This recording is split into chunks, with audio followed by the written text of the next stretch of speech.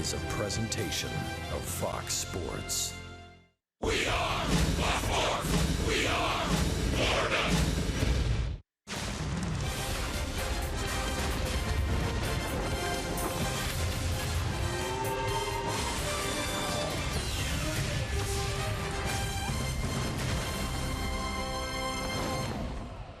Absolutely gorgeous in South Florida right now. And in Miami, the weather is so nice. The roof is wide open. Diamondbacks and Marlins finish off a 3-game series. The Fish are hot. They've won 9 of 10, and they go for a 3-game sweep tonight. Hi, everybody. Welcome inside. Nice to have the roof open. Preston Wilson is with me. Let's talk about sweeping a team. You don't get many opportunities in Major League Baseball to do this. Marlins have a nice one tonight. Well, sweeping a team is hard to do. The talent in the major leagues is very balanced. So when you get that 3rd game in a row, it means a lot. So the Marlins got an opportunity to take advantage of this, and Adam Conley is going to be the key tonight. The key for the Marlins in winning 9 of 10, there's a lot of them. I mean, take your pick. Here are the ranks. Go to the far right column, National League ranks. Now, the ERA for starters and bullpen would be a lot lower. In the one loss, remember, the Marlins gave up 14 runs, but obviously a very balanced attack. What I really like is the batting average that's just a tick under 300, the 364 on-base percentage, and the slugging percentage that's almost at 500. That means you're getting contributions from up and down the lineup. Every day it's a different guy, and that's when you have team victories. Nice. In the midst of this run, where the Marlins have won 9 of 10, they almost had a little history. Miami has 5 no-hitters in their history. They almost had their 6th. Adam Conley left at 116 pitches in the 8th inning in Milwaukee. What did you learn from him watching this Milwaukee game? He looked absolutely fearless in that Milwaukee game. He was attacking hitters early, going after them, throwing a lot of fastballs, and they just couldn't pick it up. Adam Conley has that Chris Sale kind of delivery where he slings it kind of 3/4. The ball gets on top of the hitters in a hurry, and they really have a hard time picking the ball up off him. Miami has a great opportunity, a chance to sweep the Diamondbacks here. Selfie time. Yeah, we'll talk about last night. Oh, man. Marlins and Diamondbacks are coming up.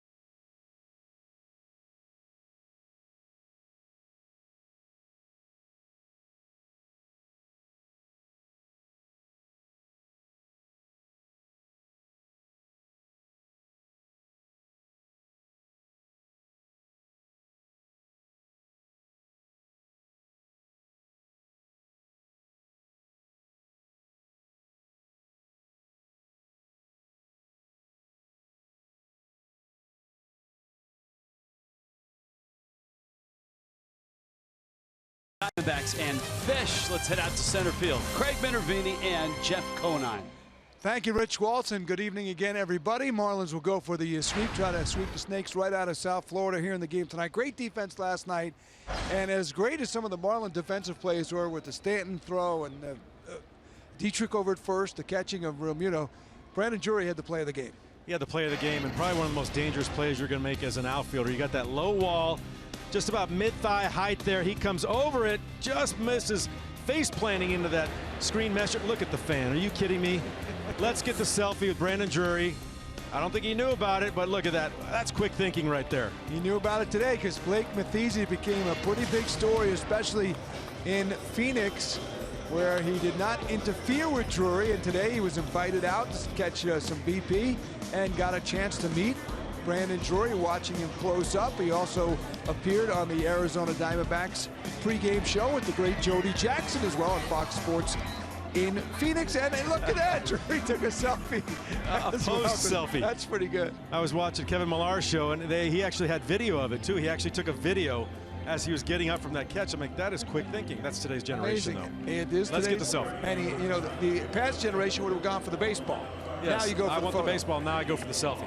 But it turned out to be a fun moment here in the ball game for the Marlins. He got his 15 minutes of fame. He got his fame, absolutely. And the Marlins won the game, and they'll take that 4-3. We'll see if there's any selfies in store tonight in Game 3 of this series. Next.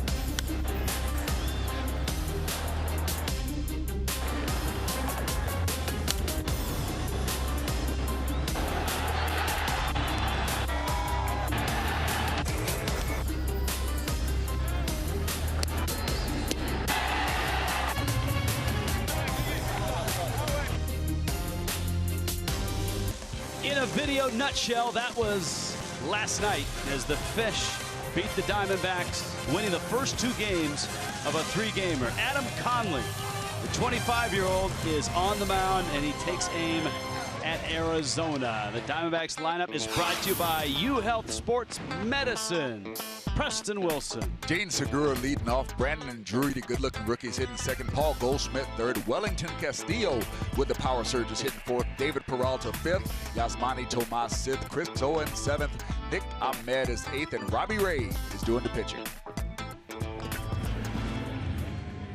And here comes Conley on his way out to the mound. And of course, the last time he was throwing, he had a no-hitter, 2 outs into the 8th inning, and at 116 pitches, he was lifted from the game. Conley tonight looks for win number 2 and tries to keep the good times rolling for Miami. The Fish have won 9 of 10, a chance to get 3 over the 500 mark. Miami's defense tonight's brought to you by Southwest Airlines. Christian Yelich, Marcelo Zuna, Giancarlo Stanton in the outfield. Martin Prado, Chris Johnson on the corners. Adeiny Echeverria and Derek Dietrich up the middle. JT Realmuto is behind the plate. Justin Bour maybe a day or two away with that broken finger. Gene Segura, though, with the sore hip, is in the lineup for the Diamondbacks. All right, the roof is open. The weather around South Florida, partly cloudy, but 81 and not real high humidity. This is just an absolutely gorgeous night. And Preston, I think importantly, the wind is coming from the west, so it's not shooting from the ocean through the rolling windows or over the roof and into the ballpark. So it's a very calm and still environment for the ball game. It's going to be interesting to see how the ball carries tonight, that we don't have that ocean breeze coming from the east. It's going to be nice to see how this ballpark plays, but it's really great to see the ballpark open. Like you said, very low humidity, great weather, and I'll tell you, this is a great night for some baseball. Pair of lefties on the mound, Adam Conley, Robbie Ray. This is Conley and Gene Segura. And a fastball zips outside. It's 1-0. Segura getting the start at second base. Former shortstop with the Milwaukee Brewers. And you see the numbers for Segura. A very good start for him. Fastball up and in. Segura starts the night 6th in the National League in hitting. And 2nd overall in total hits. Lifts that one to right. Stanton wanders back. And Giancarlo, shy of the track, makes the catch.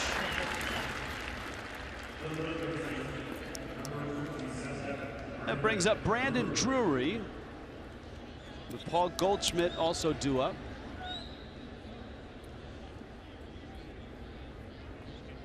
Drury, a youngster that we've talked about in the last couple of nights.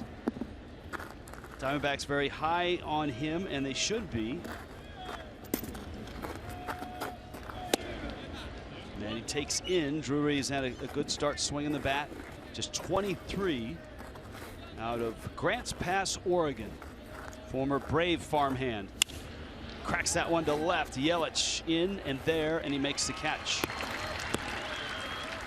Preston Wilson, one of the nice things about Adam Conley, not only the fact that he throws strikes, he's tough to pick up, he works quickly.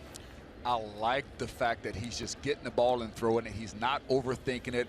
He's trusting his catcher. What he puts down, he's throwing. The game is moving along quickly already. Here's Goldschmidt now, and he swings and misses at a fastball. Paul Goldschmidt, couple hits in the series and a walk. Was 0 for 4 last night, but he has yet to really heat up. All that being said, with Goldschmidt, he has hit 6 homers, and the Diamondbacks have hit a lot of homers as a team. 40 home runs. That's tied for the major league lead. There's the breaking ball from Conley. Oh, that's a good looking pitch from Conley. I tell you, guys do not seem to pick the ball up off of this guy. He's got that slinky delivery, that long, lanky arm, and the ball jumps out of his hand. It's a lot of fun to see this guy work with the confidence that he's working with right now. 1-2 coming. And Goldschmidt gets a piece and fouls it off. Goldschmidt is one of those guys that's an MVP caliber guy. Came in second in MVP a couple years ago. But you just hope that when you see him come into a series hitting 230 that he doesn't get hot while he's here. Conley elevates a fastball and Goldschmidt fights it off. Adam out of Olympia, Washington, lived in a variety of spots in the state of Washington and ended up in the southeast corner in Pullman, the home of Washington State, and he was a closer his first 2 years in the program. Wanted to start, convinced the coaching staff to give it a shot, and he was terrific. Marlins took him in the second round and signed him at the end of that summer.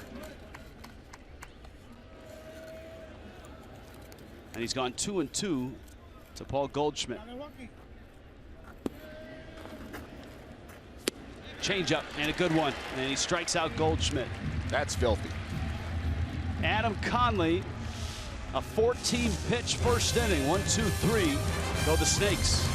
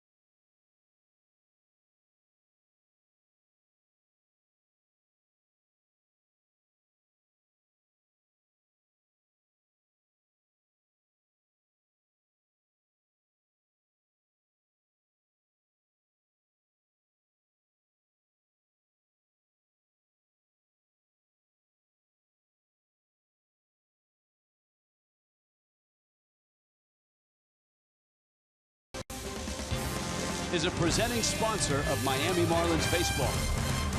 Roof wide open, gorgeous evening in Miami. And here comes Miami's lineup, brought to you by UHealth Sports Medicine. Leadoff, JT Realmuto, Martin Prado second, Christian Yelich third, Giancarlo Stanton fourth, Marcell Ozuna fifth, Chris Johnson, Derek Dietrich, Adeiny Echeverria, and Adam Conley are the bottom of the order. And the Marlins are facing a lefty as well. Robbie Ray, 6'2", 195. He's 24. And his fastball misses out. And yep, JT Realmuto's back in that leadoff spot. A look at Ray. His last time out, a real bumpy ride against the Rockies in Arizona. 5 runs in 4 innings, 4 home runs. And the odd thing, in his previous 4 starts, he had not given up a home run. And he got knocked around for 4 of them in a loss, a 9-0 loss. There's the line from that game. He's out of Brentwood, Tennessee. And Realmuto takes away. JT Realmuto said when he was promoted to the leadoff spot, I'm not changing a thing. Not going to get up there trying to walk. Not going to get up there thinking I'm a leadoff guy. If I see the ball and can hit it, I will do that. And so far he's done it. 9 straight Realmuto has hit in. 19 hits in that 9-game hit streak. And he's pumped his average up to 329. And right now he's 8th in the National League in hitting. Chops it to 3rd. Drury throws across the diamond in time. Realmuto is out, number 1. Speaking of Brandon Drury, he was in right field last night, but Southwest Airlines diagrams he's at third base tonight with Goldschmidt across the diamond, Segura Ahmed up the middle, Outfield of Yasmani Tomas, Chris Owings, David Peralta. Wellington Castillo, the veteran, is behind home plate. There's Drury back at third base. And here's Martin Prado. Prado 1 for 9 in this series. His hit streak came to an end last night. And amazingly for Prado, of all the games he started this year, he had a hit until last night. The only start in which he didn't have a hit. So the 8-gamer is gone. And that's a 2-hopper out to the shortstop. Ahmed has sparkled defensively in the series. And with 2 outs, we scout Robbie Ray.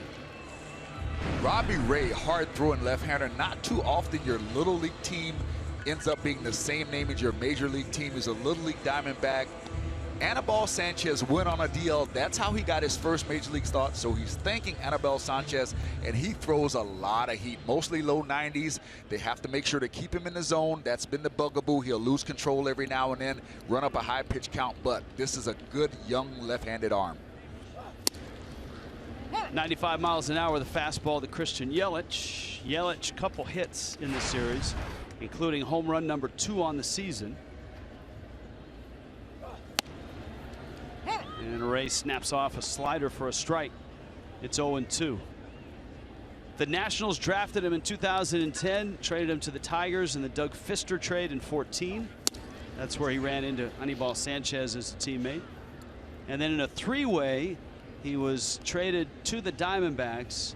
The big piece for the Diamondbacks was Didi Gregorius going to the Yankees. That's a gorgeous pitch. Fastball right at the knees with 96 on it. Scoreless ball game in Miami.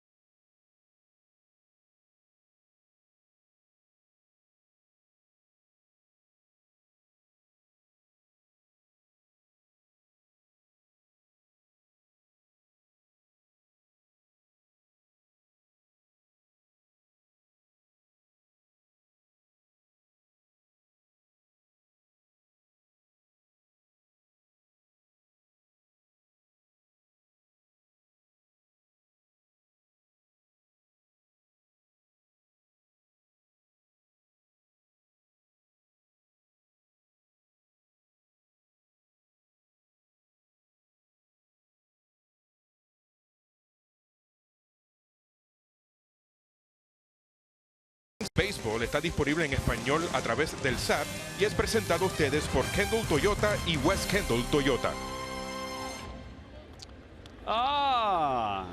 The Fleet's in. It's Fleet Week. And a good representation from the Navy here. Budweiser balcony is a good spot to hang out. And here goes Adam Conley against Wellington Castillo with David Peralta and Yasmani Tomas. In the second.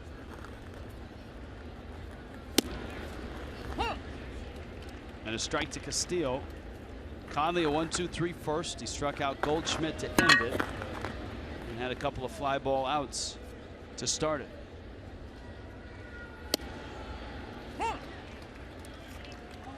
Castillo is enjoying an offensive renaissance after starting the year last year with the Cubs, spending a brief stay in Seattle. He blew up as a Diamondback. 17 homers 13 doubles in just 80 games. And Conley strikes him out. So two strikeouts and an out here in the second. Group networking. Preston and I try it all the time. You should too. Host your group's next networking event prior to a Marlins home game. Choose from a variety of meeting places and catering options here at Marlins Park. Strike to David Peralta. Peralta getting the start in right, and in the 5 spot, Yasmani Tomas due up next. It's lefties here tonight, and both these teams have had success against lefties. If you like lefties with live arms, this is a game for you to watch. Both of these guys have good live fastballs. Robbie Ray hit 96 last inning. Conley has been around 94. And he is just getting the ball and throwing it, pumping strikes. If this game goes on like this is going to be a fun one to watch, people. The Diamondbacks have hit 16 homers against lefties. It's tied for the most in the National League, and that clips at 0-2. It clips David Peralta. And I'm sure some of you at home noting that Conley has 4 outs here and has not given up a hit, has completed his no-hitter that he started in Milwaukee and was unable to finish.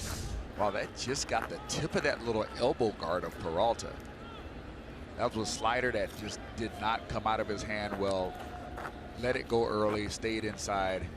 I want to see if the tempo continues to be as good as it was with a man on base as it was with him through the first few batters when nobody was on. Conley's pretty simple. I mean, that's, I think, one of the beauties of his delivery, and teams are forever tinkering with tall lefties delivery. You know, Randy Johnson probably the poster child for that, the Hall of Famer who went into the Hall of Fame as a Diamondback. And Conley grew up watching Randy Johnson pitch. And there's been comparisons to that delivery to Chris Sale's delivery. That changeup with that whipping arm action is a really good pitch. If he can maintain that arm motion, that looks just like his fastball. Hitters can't pick that up. The arm speed is the same as the fastball. The grip is just different, and that slows the ball down. And that's a really nice delivery, nice pitch by Adam Conley. And a fastball strikes out Tomas. That's another example. A 93-mile-an-hour fastball with his delivery and arm action. Hitters will tell you it looks 95, 96. It's unbelievable how much hitters have trouble picking up the ball out of his hand. That ball is by a fastball hitter in Yasmani Tomas. That ball is absolutely in the mitt before he gets that swing off. I'm really enjoying Adam Conley tonight. Throw to first. I hope you had a chance to watch his effort in Milwaukee, and if you stuck around long enough to hear his post-game interview, one of the most introspective, intelligent, thoughtful interviews I've heard in some time from any sport, let alone from a young lefty who was just taken out of a game in the 8th inning with a no-hitter going. Conley, in that interview, and he talked about all facets of the situation. He understood what was at stake. He knew what his manager was up against. He knew that when he walked a couple hitters in the 7th and the 8th inning, that there was no way he was going to see the 9th. Yet the athlete in him was saying, stay out there, get that no-hitter. Here's the 0-1 pitch. Breaking ball pulled foul. Adam Conley is a true representation of, you can't judge a guy by how he looks. He looks like one of those guys that's so laid back, can even come off as somewhat aloof. But when you listen to him, there is so much intensity, so much attention to detail that can get lost if you just look at him and go, you know, he looks like this laid back guy. But no, this is a guy who is really in it, and he's in it 100%. That last shot was a great shot of Don Mattingly giving signs, JT Realmuto looking into the dugout. That is not for the pitch. That is what does the manager of the Marlins want to do about the base run? Does he want Conley to throw over? Does he want him to step off? Does he want him to hold the ball? Real Muto is the guy that's calling the game. That one's fouled back into the seats. Yeah, and that ball was off of Owings' knuckles. That was not a very good swing. That ball was all on top of him, and he barely got a piece of it. Conley's been impressive so far.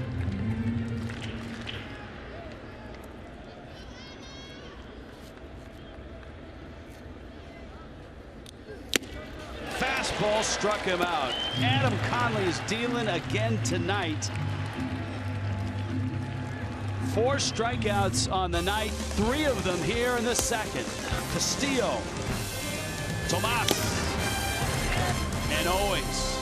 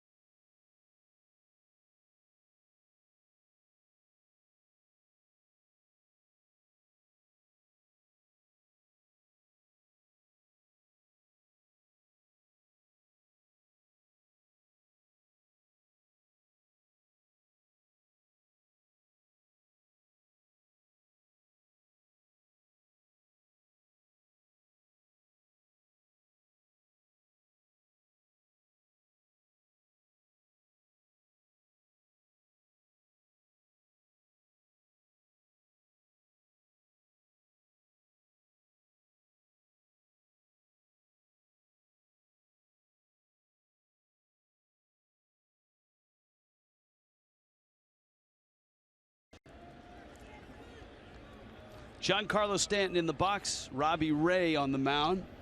Bottom of the second, scoreless. Stanton takes in. Giancarlo has helped propel Miami to wins in 9 of their last 10 games. When his bat's going, everybody follows. And last night, if you followed this one, it landed 436 feet later. To straightaway center. Ray misses away. It's 2-1. During the streak, 6 homers. And remember, the Marlins won the game that Stanton did not play in the 10 games that Friday night in Milwaukee. Fastball's up, and Stanton walks. So Miami has a start here in the second. Marcell Ozuna and Chris Johnson will follow. Chip Hale, who, remember last year when the Marlins had just let Mike Redmond go and Dan Jennings took over as manager, the first team in was the Diamondbacks. And Chip Hale and the Diamondbacks wiped out the Fish, swept them. They were aggressive. They stole a ton of bases. It was one of the low points, certainly, for the Marlins last year. Well, the Diamondbacks are a good, young, athletic ball club. Every position that they have athletes. They run well. They're aggressive on the base paths. They still have a little learning to do, but this is a team that I would think in a year or two, teams are going to be afraid to play. Pitch misses into Ozuna. And it's a ball and a strike. Marcell, 3 hits in the series, including a home run. And it was his home run that started the Marlins back in that comeback in game 1. They were down 4-1. Ozuna hit a 2-run shot. Miami would win that game.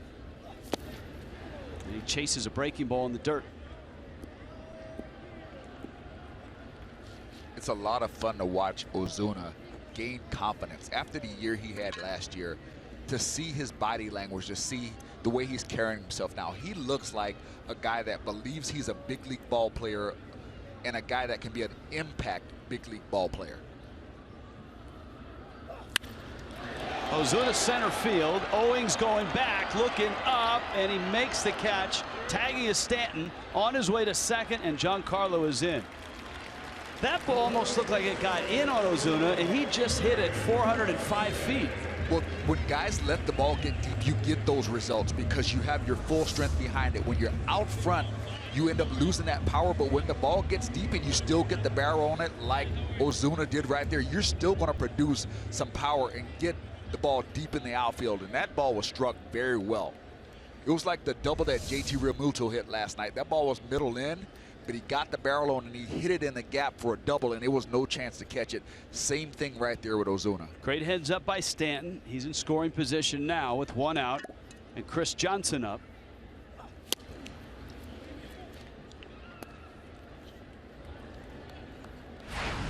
Johnson trying to get rolling and getting some starts against lefties. He was 0 for 3 in the opening game.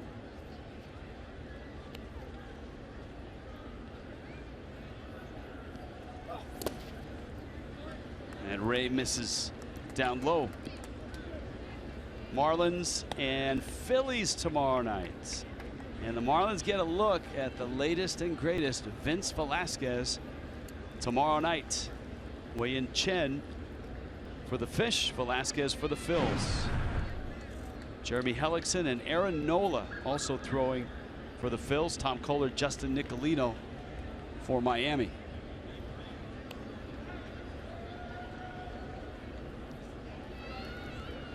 Stanton not going anywhere. Chris Johnson is one of those guys that if he gets rolling, he can add a lot of depth to this Marlins lineup. He's a veteran guy. He's had some good years in the big leagues. He's been around a little bit. He's one of those guys that when he gets going, he shoots that right center gap very well, uses the whole field, and he could be a big piece. Especially against left-handers, his career numbers coming in to 2016, a .314 average and a .436 slugging percentage. Missed that changeup, and it's 1-2. Naples, Florida guy, so he's close to home. Don Mattingly would love to see him get going.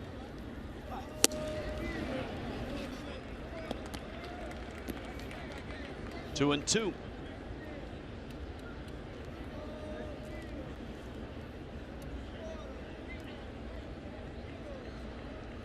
See Ed Hickok, who had a supporting role in the telecast last night, behind the plate, calling balls and strikes.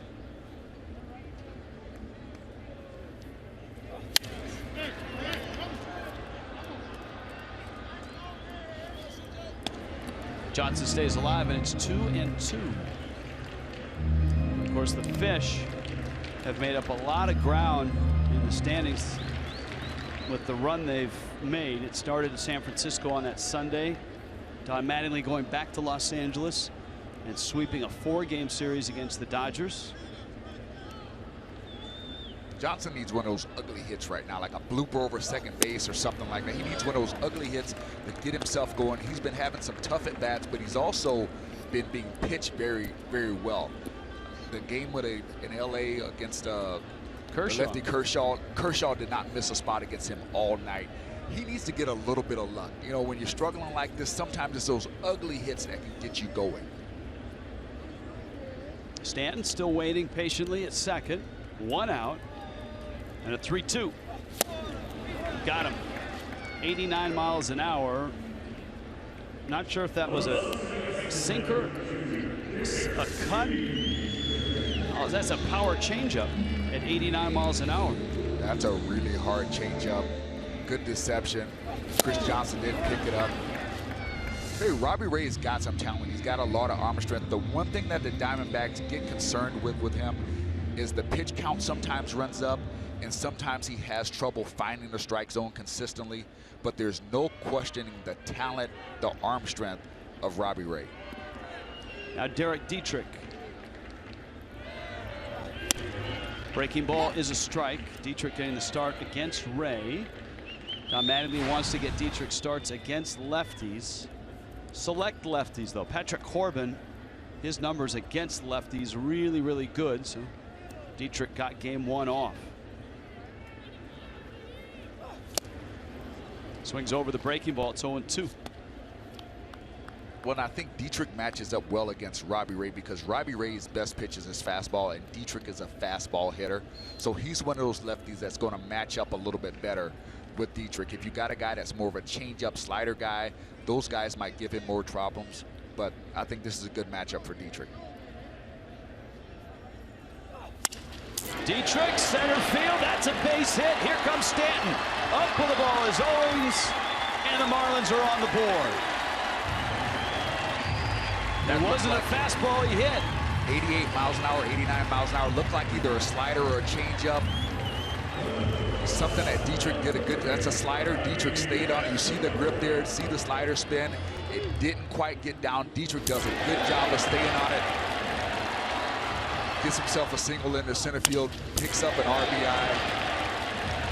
Very nicely done. You know, that last replay is a great illustration of what hitters use to delineate between a fastball and a slider, and that is the red dot that appears in the middle of the baseball with that slider spin.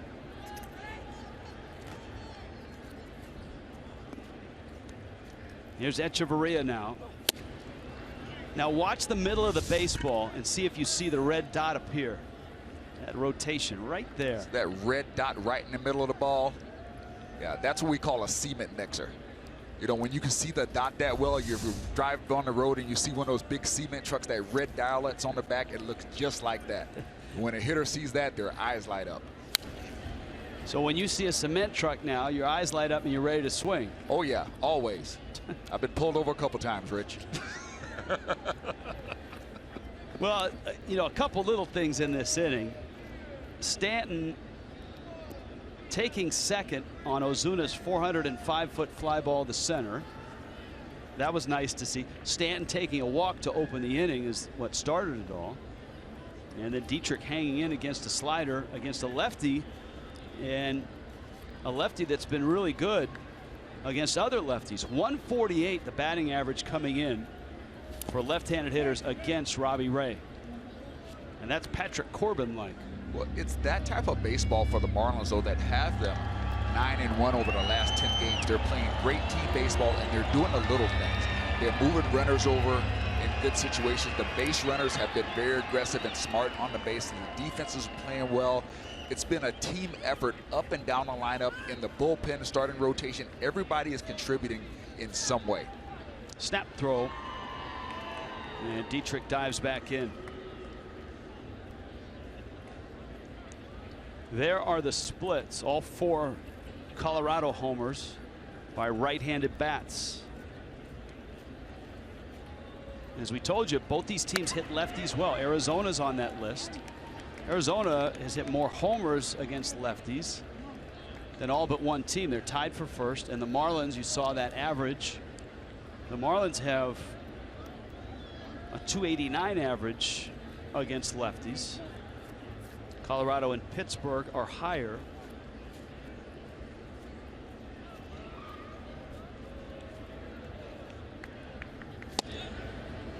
Edge takes a fastball inside part, and now Dietrich will be on his way to first. Counts full with 2 outs.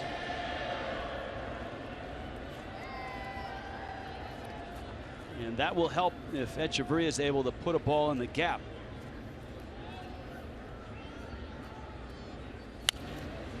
He fouls it back.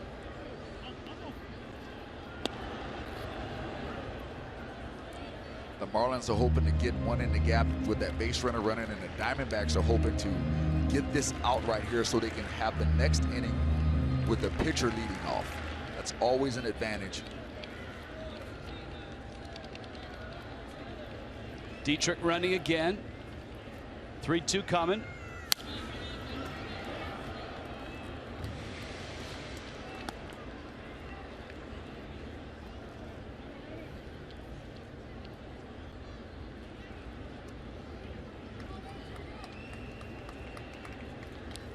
And we'll do it again.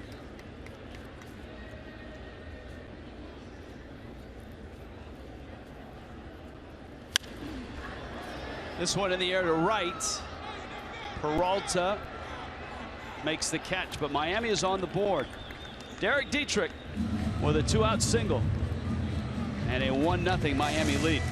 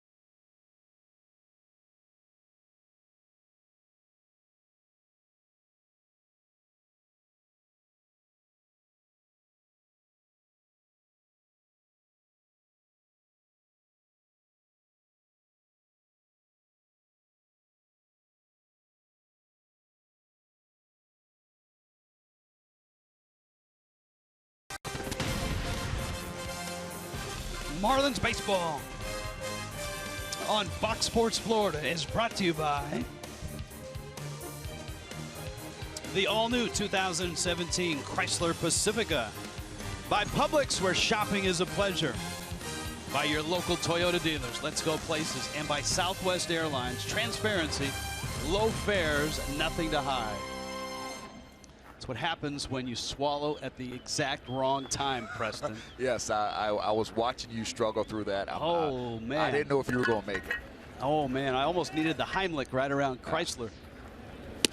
Fastball from Adam Conley misses out. Nick Ahmed with Robbie Ray and Gene Segura in the third. And Adam Conley's been terrific in his first 2 innings. His fastball misses up to Ahmed. And the count 2-0. 4 strikeouts, a walk.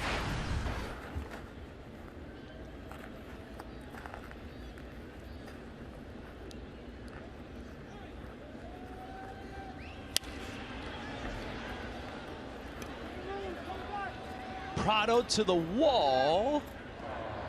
And it's out of play.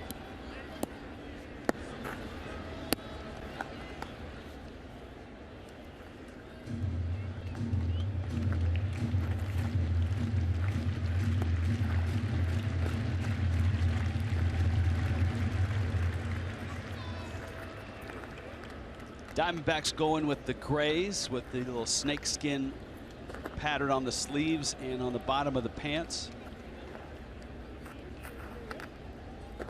Here's a 2-1. Foul back. They may have the most uniform combinations of anyone in the league.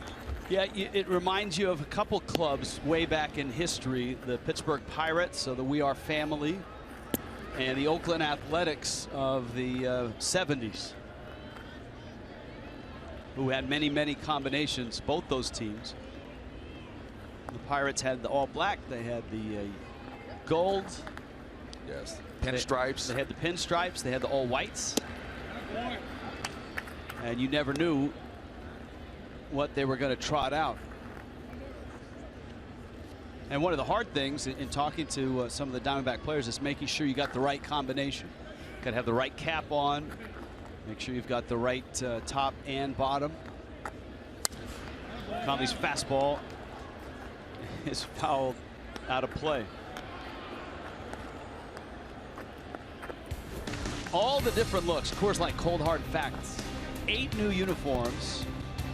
The gray that they're wearing, the primary gray, they are 3-1 with these grays. Liner to right, Stanton's over, and he reaches up and makes the catch. He got a tremendous jump on that ball. Great job getting a jump on that ball by Stanton. And we get a jump down below to Craig Minervini. Craig? Thank you, Rich. It was a bad hop off the bat of John Jay in spring training in 2014 that fractured Derek Dietrich's nose. He's been battling back defensively ever since. You know, I don't know what that getting knocked in the face, how much that really played, maybe, you know, unconsciously or subconsciously or whatever, however you want to say it. But, you know, I've moved way beyond that, and you know, I've been pretty happy with the way I've been playing defense, third base, second base. You know, I've really grown a lot as a defender. Infield coach Perry Hill has worked very hard with Dietrich, who has looked quite smooth. Don Mattingly told me that he likes the way Dietrich's been playing defense, even at first base too. And now with the opportunity with D. Gordon out for a while, Dietrich able to get that bat in there. Last year they really worked his bat in the outfield, as you recall, guys. But because he can handle himself defensively now, the Marlins not afraid to use him in the infield positions. All right, thank you, Craig. Down goes Robbie Ray. To both Craig and to Preston, if there's one spot on a diamond that scouts love to draft, it's shortstop. And that's what Dietrich was at Georgia Tech. He was a shortstop.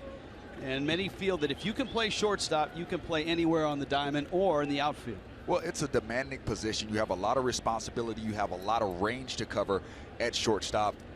So usually those are your most athletic guys. Almost every guy that's right-handed that plays in the big leagues at some point in high school played shortstop. You know, those are your most gifted athletes. And Dietrich has come a long way since that injury from that ground ball a few years ago. You know, I know sometimes when you're a player, you don't want to admit that something bothers you, but in my opinion, you could definitely tell that hampered his progress, taking that ball off the face, and it's good to see him. Dietrich has this one. Battle back and come back from adversity. He looks like a much better ball player now. Adam Conley picking up where he left off in Milwaukee. 1-0 Miami.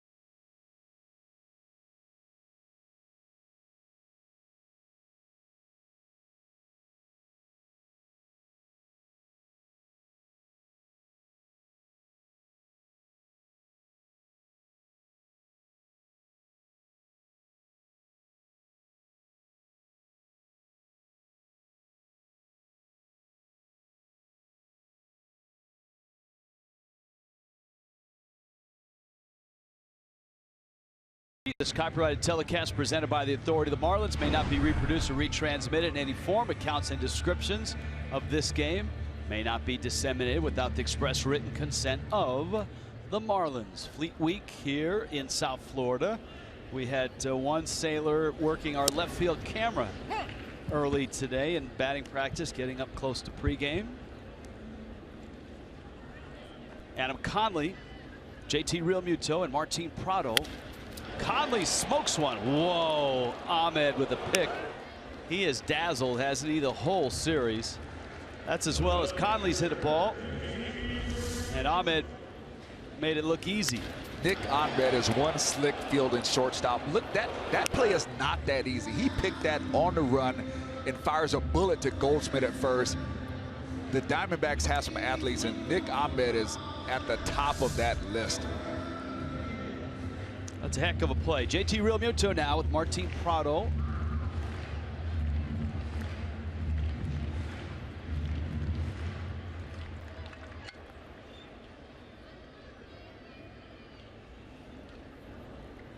Realmuto bounced to third, shortens to bunt, takes a strike.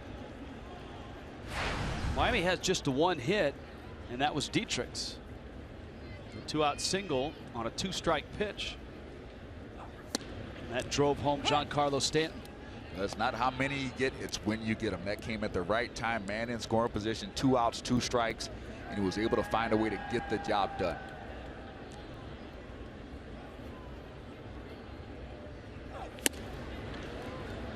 Robbie Ray with a fastball strikes out JT Realmuto. Fireworks Friday is tomorrow. Marlins Phillies 7:10. Our first look at the Phils. Nurses Appreciation Night, always a popular night at the ballpark. Pick up the new Budweiser burger and beer package for just $25. Get a bullpen reserve ticket, specialty burger, and a 16-ounce beer, and enjoy free fireworks after the game. For more info, go to marlins.com today.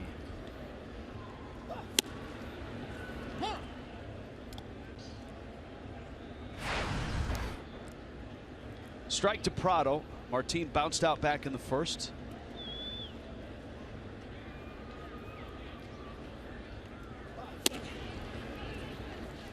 Tell you what, Robbie Ray is not a soft tossing lefty. He is bringing it, 96 miles an hour, and it's a live 96. The ball's moving, even when it's up in the zone, it's got good action.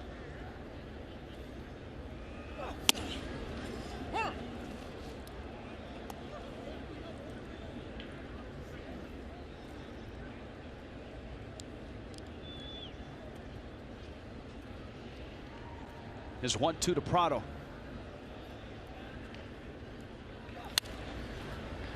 And Martin fights it off. Prado 1 for 9 in the series, but his name's still in that top 10 on the hitting charts.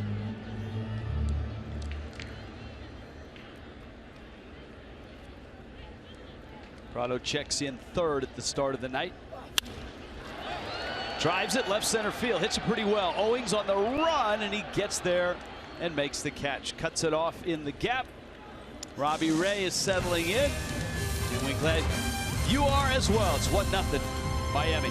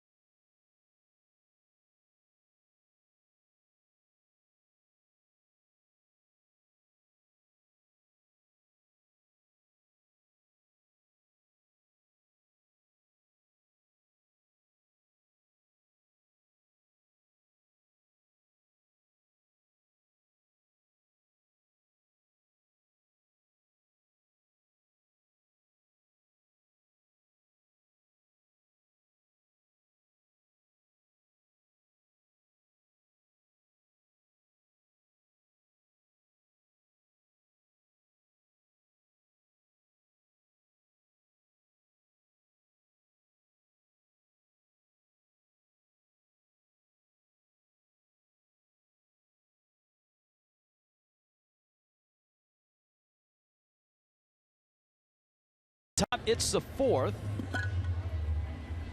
If you can't watch the games on television, you can now stream games live on your mobile device. Just go to your app store, download the free Fox Sports Go app, log in, stream the Marlins wherever you go. Roof wide open, Marlins and Diamondbacks. You like the Magic City shirt? He can watch the game and watch the game, right? He could stream it right on that phone on the Fox Sports Go app while he's at the ballpark. How cool is that now?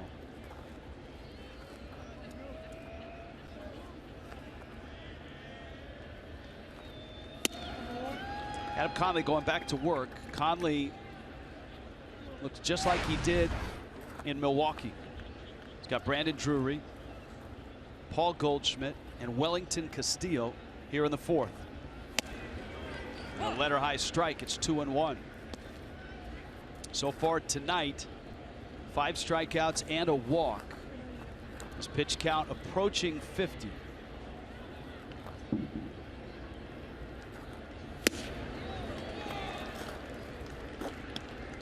One of the hard things about throwing a no-hitter in this day and age is that pitch count, and it's foul balls that do you in.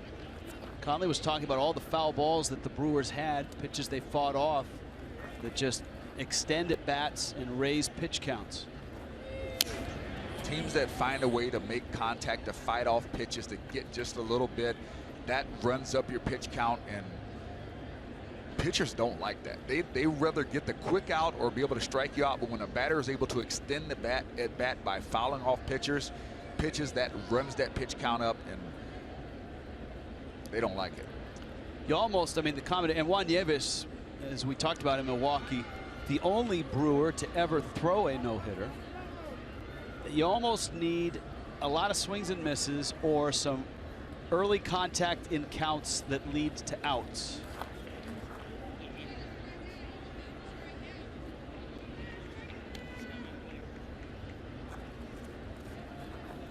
Two balls, 2 strikes. Drury at third base tonight for the Diamondbacks. Diamondbacks head to Atlanta after the ball game. As we talked about, the Marlins and the Phillies tangle for the first time, and it's going to be interesting to see the Phils, who have certainly surprised a lot of people. Vince Velasquez tomorrow night. Chopper third, backhanded. Prado long throw, and a good one. Nice play. Drury is out number 1. South Florida Honda dealers get you ready for Wei-Yin Chen and Vince Velasquez. Phils and Fish. We'll chat with Don Mattingly. The weekend series begins with Craig Minervini and Jeff Conine out in their little spaceship in center field. I saw some of the sailors out there checking out the set.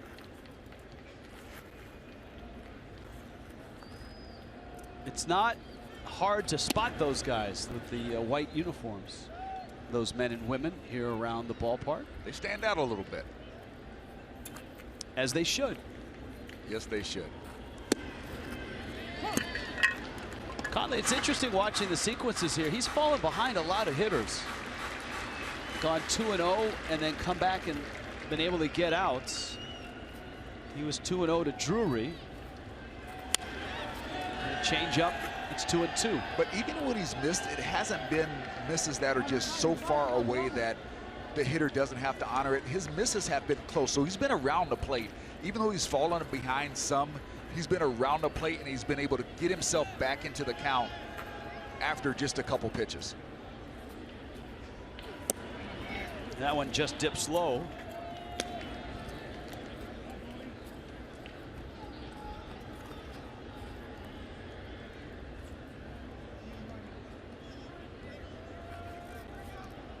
Three-two coming.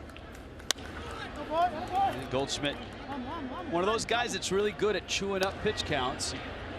Just gets enough on that to stay in the at-bat. A rare power hitter that has a short swing. Usually guys that produce power have more of a long, winding kind of swing. He's got a really short stride and a short stroke. Right center field, Stanton has a line on it. Giancarlo makes the catch, and again, Conley falls behind 2-0, comes back, makes good pitches, and gets it out. But a deep count out. We talked about the pitching matchup of Chin and Velasquez coming up. Chin has been pitching very well for the Marlins. Velasquez, he's one of those guys that if he gets on a roll, I saw him pitch a complete game earlier this year. He was throwing 98 miles an hour in the 9th inning. So if you like pitching, tonight's a great night, and tomorrow night is going to be good as well. Yeah, the Phillies, the East is certainly a beast right now. The Phillies are 4 over coming into play today. The Marlins 2 over. Top heavy with Washington and the Mets a game and a half behind the Nationals at the top of the division.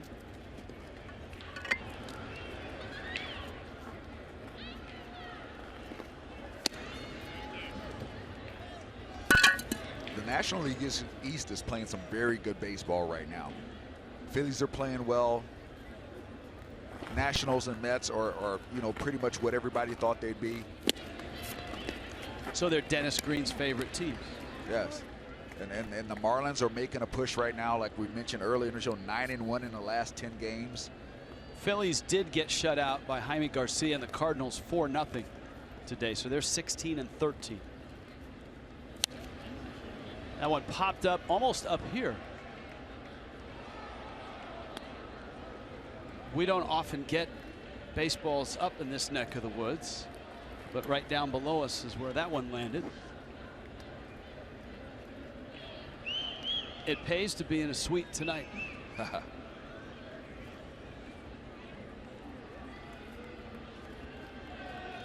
That will be water cooler talk tomorrow morning around the office. That smoked into left field, and Wellington Castillo has the first hit of the night for the Diamondbacks, and the first hit that Conley's given up in almost 2 weeks. But I like how aggressive Conley's being. He's saying, here you go, hit it. If you hit it, fine, but I'm not going to walk you. I'm going to make you earn your way on. He's working quickly. The defense is staying in the game. And when you're playing behind a guy like that, you love it because there's no lulls. There's no down moments where you're just waiting for some action.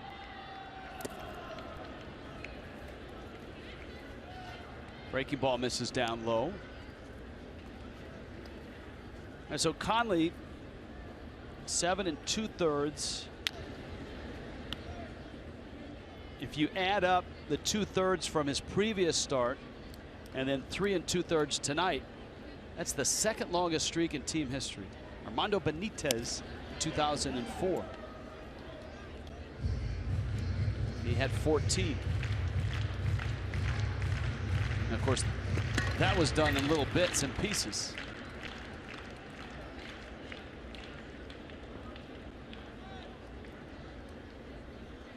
Was never sure if it was Benitez or, as Jack McKeon would say, Beniquez.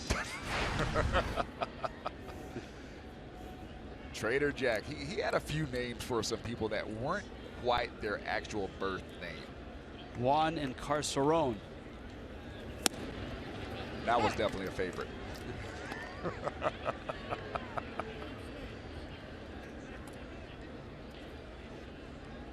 David Peralta with a 3-1 count. And Conley's lost him. Realmuto out to talk to the Marlins starter. So a single and a walk. And a dangerous hitter in Yasmani Tomas is coming up. Tomas has been one of the best in the National League against lefties. 4th in the National League with a 400 average and an OPS on base plus slugging of over 1,200. This is the first adversity Conley's faced in this game. Yasmani Tomas is a different kind of righty, though.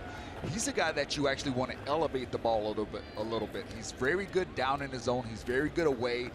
You're actually better off pitching him a little up in his zone and tying him up a little bit with your fastball. Foul back. That's right where he wants it. He wants it down and out over the plate. Where Tomas wants it. Yes, that's right where Tomas wants it. He wants the ball down and out over the plate. He's got great power to right center field. There's a lot of the Cuban guys that come over. they do. They really focus on staying in that right center gap, staying through the ball. Buries a slider, 0-2. It's a great pitch. Got it under his hands. Now you can do anything. You've thrown the fastball away, so you've got his eyes out there. You've thrown a slider in, so you've got him looking down in. Now you can expand up with the fastball or even go another slider in. There's fastball. It's a foul tip, and it's held by Real Muto. Perfect prescription by Preston Wilson, and nice execution by Adam Conley. Conley shutting down the Diamondbacks through 4. It's 1-0 Miami.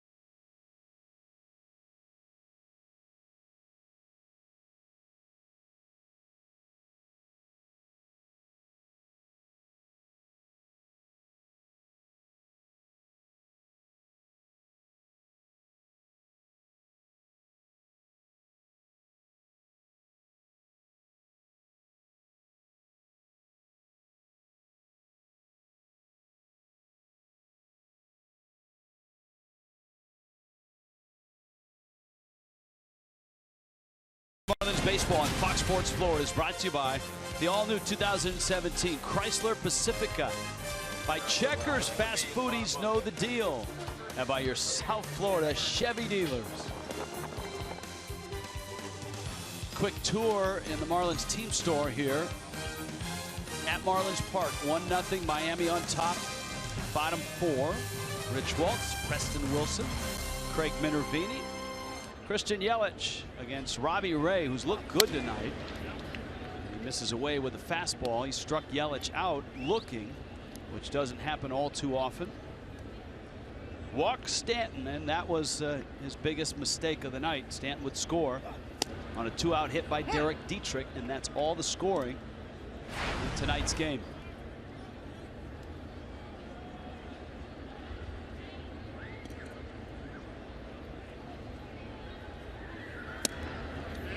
That breaking ball just missed.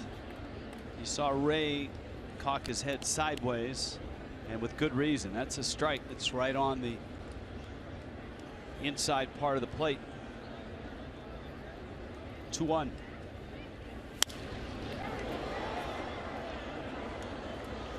Now the count 2-2.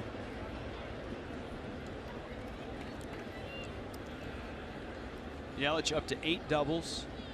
Go with 2 home runs. His second against Tyler Clippard 2 nights ago. Protecting with that fastball. Yelich success against lefties to start the year.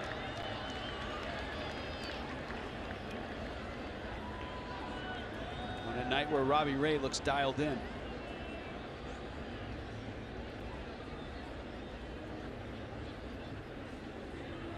Yelich 7 for 16 with a double,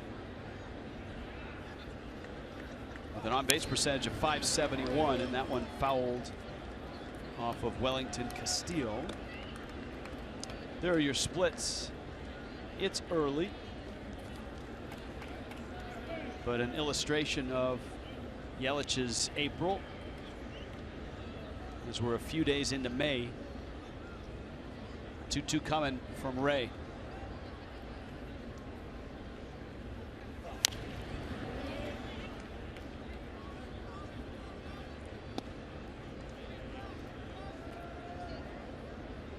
Fox tracks.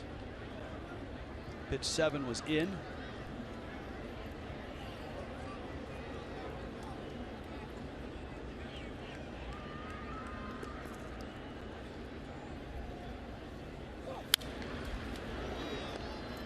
Yelich doing a good job of fighting off fastballs and moving the pitch count up of Ray, who's into his mid-50s now. Stanton watching.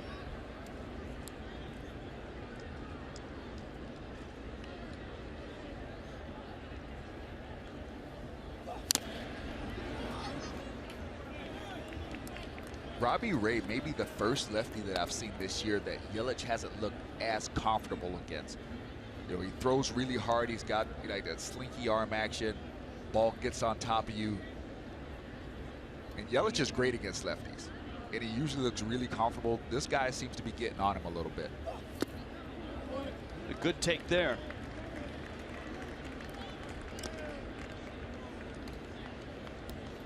So this will be pitch number 11.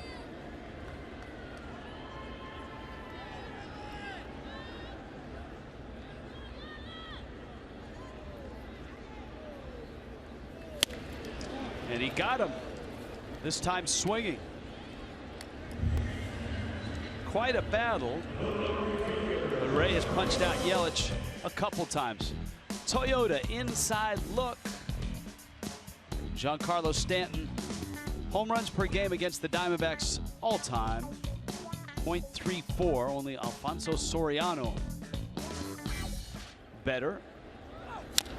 And of course, Stanton against the West is legendary, not only for when he goes there, but when he plays against teams here. 169 career games against National League West teams. .306 average. 58 home runs in 169 games. That's just over a full season. You know, a full season for a guy like Stanton would be what, 145 to 155. If you're going to get some days off. That one fouled into the seats. Yeah, that was not a very good 0-2 pitch. That was a very hittable pitch that Robbie Ray threw right there. When you get a guy like Giancarlo Stanton in trouble, you do not want to make a mistake over the plate, and he made one. He just got lucky. 0-2, Stanton drives it to right, but it hangs up for Peralta, who makes the catch. Back-to-back, not very good 0-2 pitches. Stanton happened to hit that into the defense, but you can't make a living for long making mistakes like that 0-2.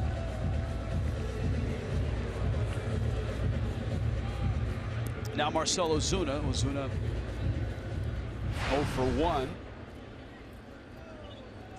Each team has just one hit. That's how good these lefties have been.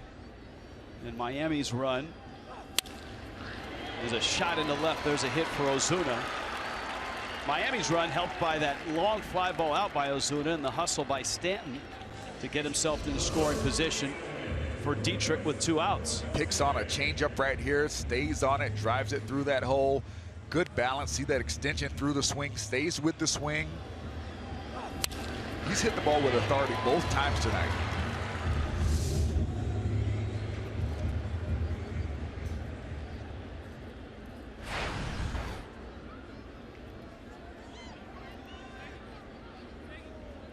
Chris Johnson down swinging in the second.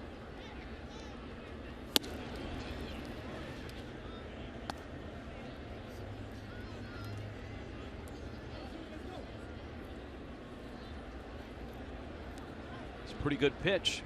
Yeah, I wasn't quite sure where that one missed, and it shows that it didn't. That's a pitch that you almost can't hit, right? 96 on the inner part at the letters. It's especially a guy like Johnson, because he does have a loft in his swing, kind of like a lefty. He doesn't have that top to down swing, so that's a tough pitch for him to handle up in his zone and in close to him. Ozuna may be able to handle that ball a little better. Stanton maybe, but Johnson has more of a loft in his swing. Extends the arms and drills it to right. Peralta goes back at the track. It's off the wall. Ozuna racing for third. Relay throw coming home, and he's in there.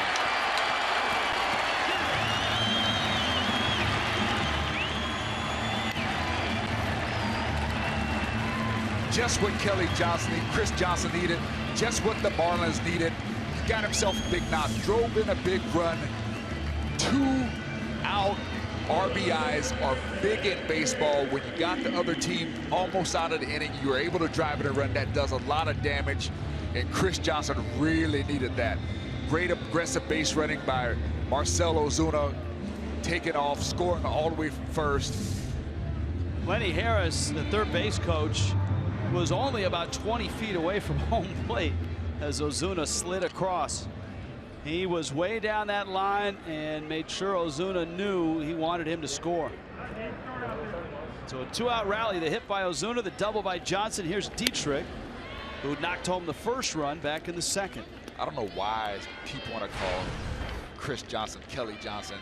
I don't know why that stuck, but I'm going to work on that. I'm going to get better on it. I'm going to get that Chris Johnson out, and it's going to be consistent. But that's a great job by him, staying on that ball, driving that ball the other way. 2 out. Both runs tonight, by the way, have been scored with 2 outs by the Marlins. Well, I would bet Chris would play along, and if the result is going to be a 2-out RBI double, you can call him, you know, Bill Johnson or Tom Johnson or whatever you want. Well, you know, I said he needed one of those ugly hits, and sometimes it's like that when you're struggling and you just can't get anything going. You need something to go your way. But that wasn't an ugly hit. He drilled that ball. That ball was middle of the way. He stayed down on it, drove it over the right fielder's head with authority on one hop the wall. That's a great stroke by Johnson. It's great to see because, you know, for Chris, he's used to being somewhat of a regular player, and to get spot at bats and get started, that's not easy. And so you hope that this is just the start of things to come.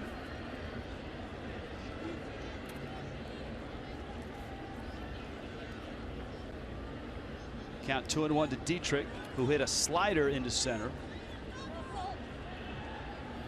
for his RBI single. And Ray buries a breaking ball there.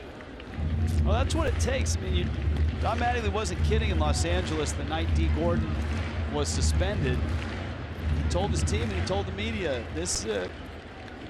He felt that the Marlins would be fine as long as everybody contributes, and that's what it's been in this 10-game run in which the Marlins have won 9. I mean, if you throw up a Miami lineup from last night or tonight, you can pick out a guy, any guy, and say, oh yeah, in those 10 games he did this. Realmuto, Prado red hot, Yelich big hits, Stanton home runs, Ozuna home runs and hits. Dietrich has played a role. Echeverria had the 4-hit night in Milwaukee. Good at bat here from Dietrich. And that's what team baseball is. Team baseball is everybody contributes at some point. You don't have to rely on one person to get the job done. At some point, everybody pitches in and gets the job done. Chris Johnson tonight, 2-out RBI. Great job. All in these last 10-11 games, you've been seeing that up and down the Marlins lineup. At some point, you got 2 hits the other night from Miguel Rojas. That one, diving stop. Drury on his feet. Safe is Dietrich, but a run-saving play by Brandon Drury. Well, they weren't kidding, the Fielding Bible folks, when they said last year that this infield was the best in baseball, and the defense overall the best in baseball. That's not an easy play when a left-handed hitter hits that ball to your throwing side as a third baseman. It's tough to react to it because you don't expect it, but he got to it, laid out for it, got up and threw an absolute dot to first. The only problem is Dietrich runs very well and beat that out, but that's a great baseball play by Brandon Drury. I have been really impressed at the athleticism and overall talent of this young man that's playing third base for the Diamondbacks tonight.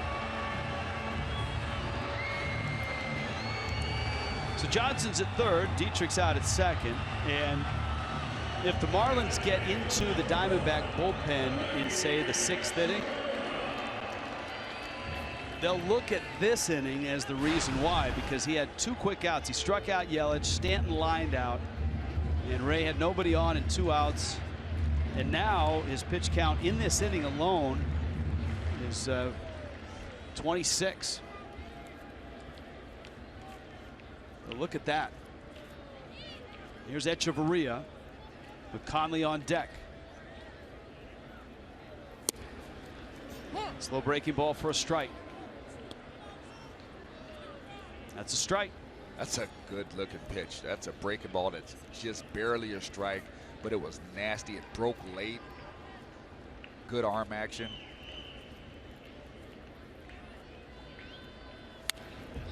That one fouled back, and it reminds me, that call, this is a really good umpiring crew.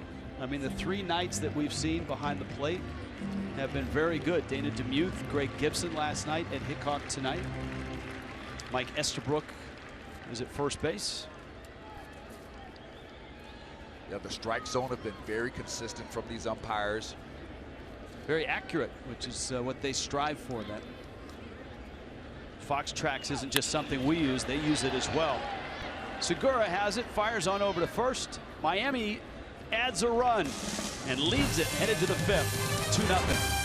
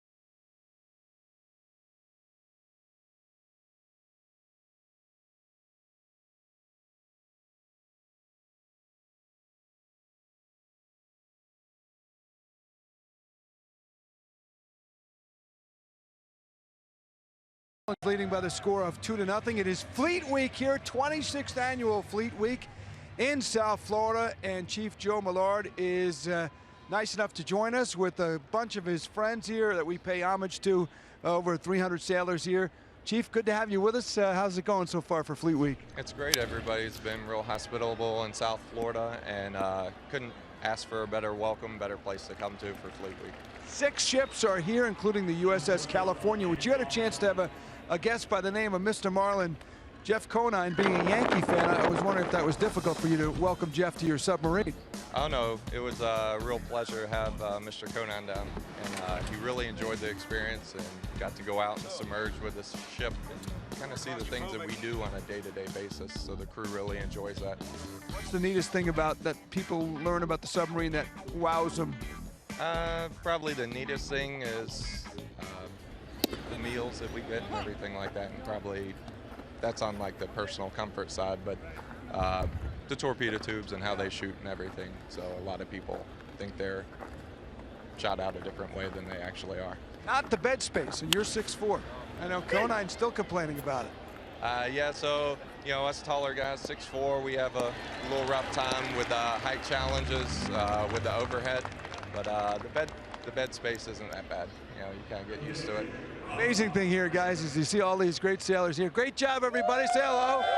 Is that somehow at a ballpark with hot dogs and mustard and pizza, nobody's got a stain on their shirt somehow. How do you do that? Oh, you eat very carefully, you know, you hang over a little bit, you know, keep the food on the table, don't lift it across your lap or something. So. Who's the messiest sailor? Is there somebody here who's a messy?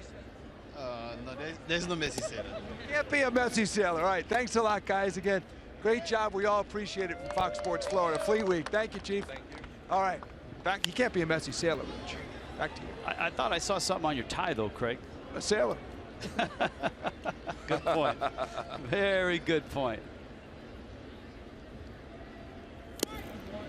Meanwhile, Adam Conley has been sailing through this ballgame.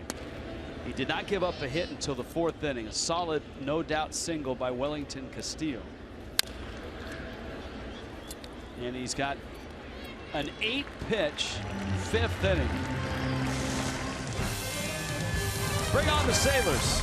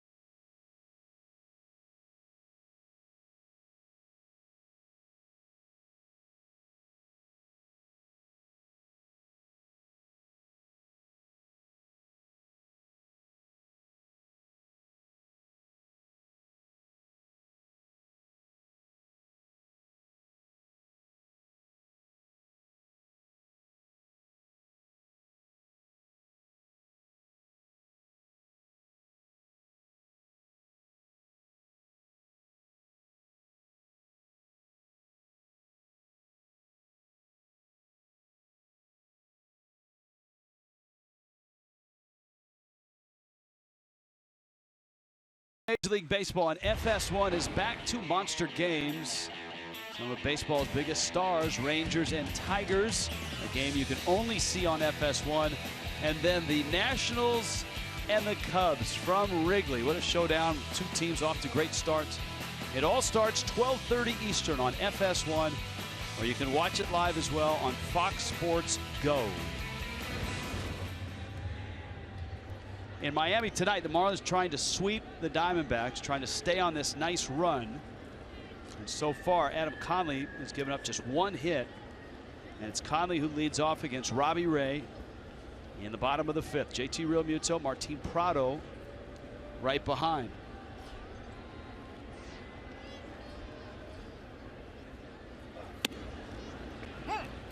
And a strike. Conley hit a seed up the middle. It was speared on a short hop by Nick Ahmed, robbed them of a hit. That almost looked like a cross-up. Wellington Castillo.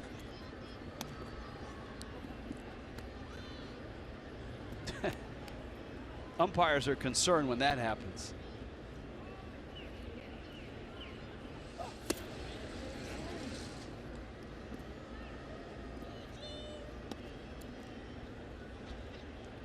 Two and one.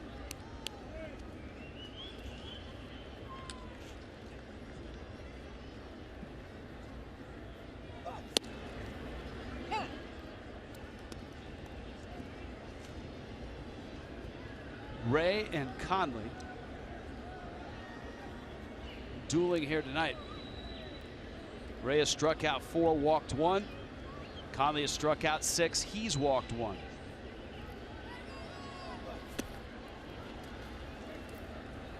And a swing and a miss. 3-gamer starts tomorrow night, and on Saturday, All-Star Saturdays, Jeff Conine bobblehead. Mr. Marlin, you could get your Jeff Conine bobblehead if you're one of the first 10,000 fans. All-you-can-eat seats are going on as well. Marlins, Phillies. Jeff Conine will make a special guest appearance, and so will his bobblehead. JT Real Muto with one out here in the bottom of the 5th. And Real Muto, Drury gets a piece. He is, he called him out. I don't know if there was a tag there. But Real Muto trots back to first. He must have gotten him. Real Muto's not arguing. Marlins are going to look at it. And the Marlins are going to challenge. Yeah, I mean, Real Muto's coming back. Like, usually if you're the base runner, you know if you got tagged or not. He's coming back like he definitely know he got tagged, but I don't see any contact there whatsoever. So I'm not sure why Real Muto was so quick to go back to the dugout. This may be a better look. Catch. There's daylight there. Yeah, the problem is there a clear look of him missing?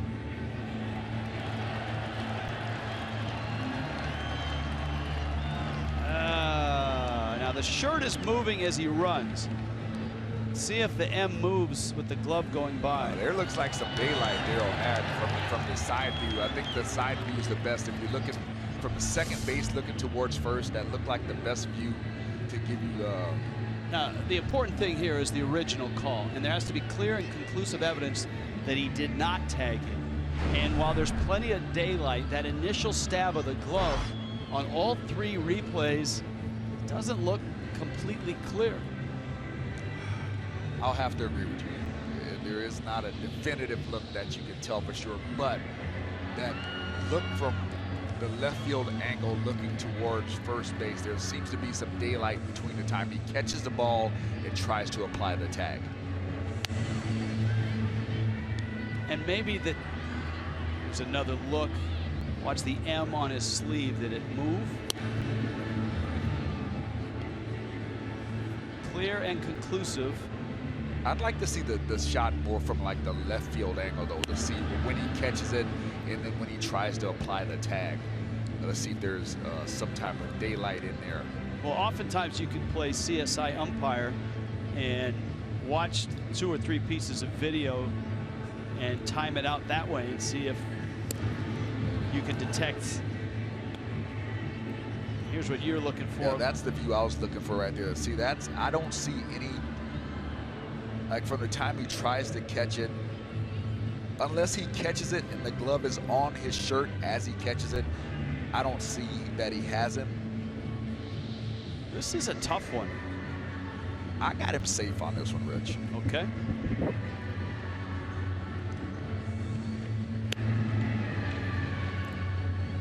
Oh, yeah, I got him safe on that one for sure. Wow. I'll bet you this will be a call stands and not a call confirmed. Huh.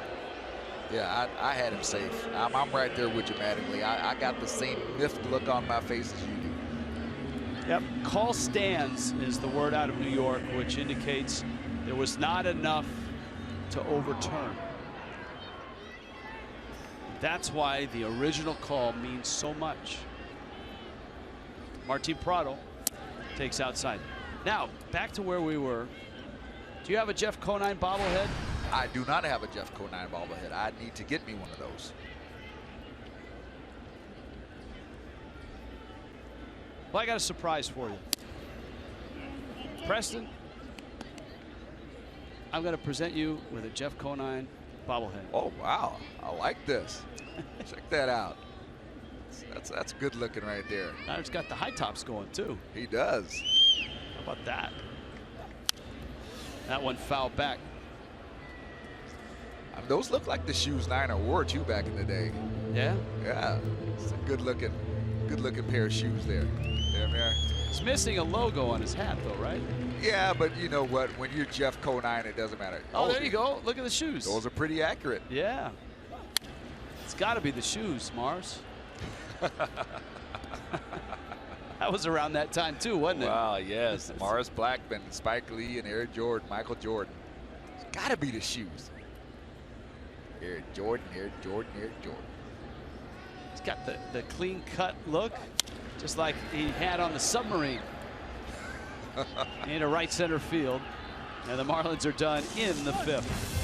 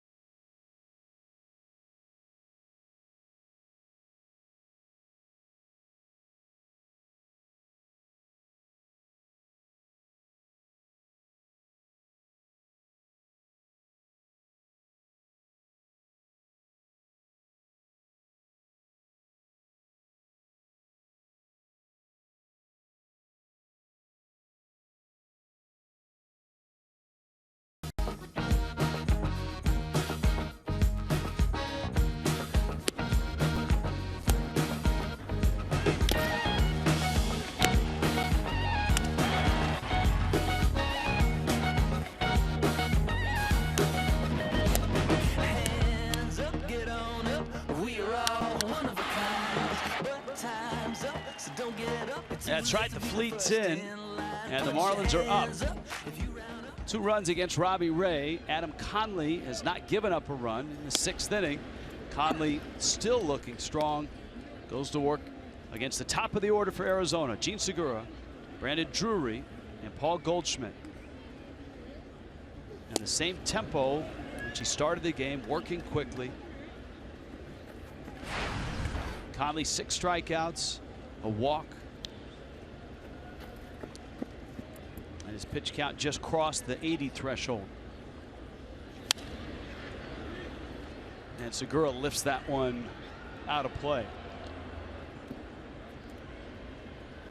2 former Milwaukee Brewer middle infielders trying to revive their career, so to speak.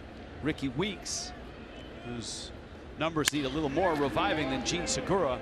Segura's off to a great start. Yelich cuts it off, spins, turns, and holds Segura to a single. It's good work by Yelich in left. A great job of cutting that ball off, keeping that to a single. That ball was directly in the gap. He got to it quickly, made the runner shut down.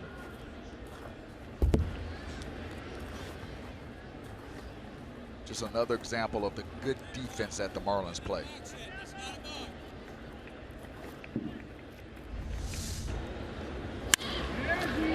This ball is right in the middle of the 2 outfielders. He gets to it quickly, gets rid of it quickly. Segura has to hold it first. Throw to first. Segura is a base stealer. He's swiped 4 this year. He does have a bit of a hip issue. That's why he was held out games 1 and 2 of the series.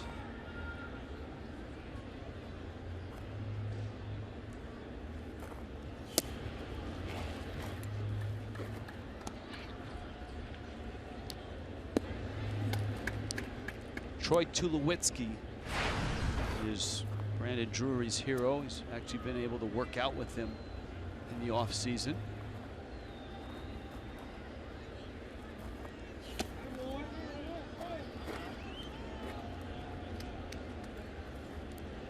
Counts 2-0. Rio Muto out to talk to Conley. Marlins bullpen starting to stir. 85 pitches in.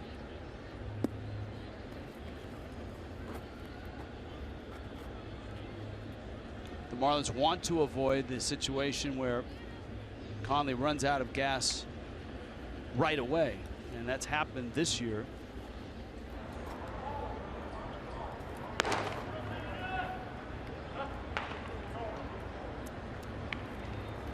See Morris and Breslow. That happened against the Nationals.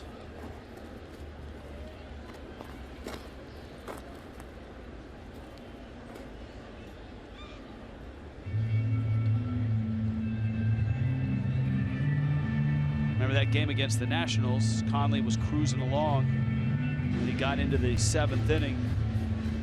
And after one was out, Jason Worth and Wilson Ramos hit back-to-back homers, and before the Marlins could get him out of the game, the Nationals had 4 runs. The bullpen would give up the grand slam to Bryce Harper and a solo shot to Ryan Zimmerman. It was a great look at downtown Miami, right through the open left field wall.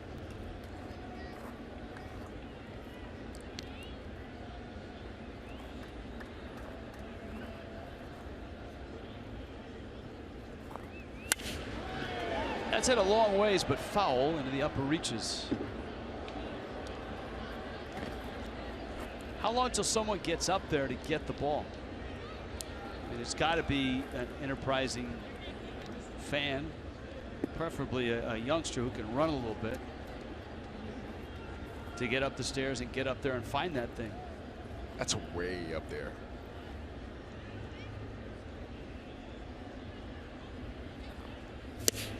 Oh, comes back with a changeup after Drury beat him on the fastball and pulled it. Oh, that's a beauty. Guy jumps out on you on a 2-0 fastball, pulls you up in the upper deck, and you just use his aggressiveness against him.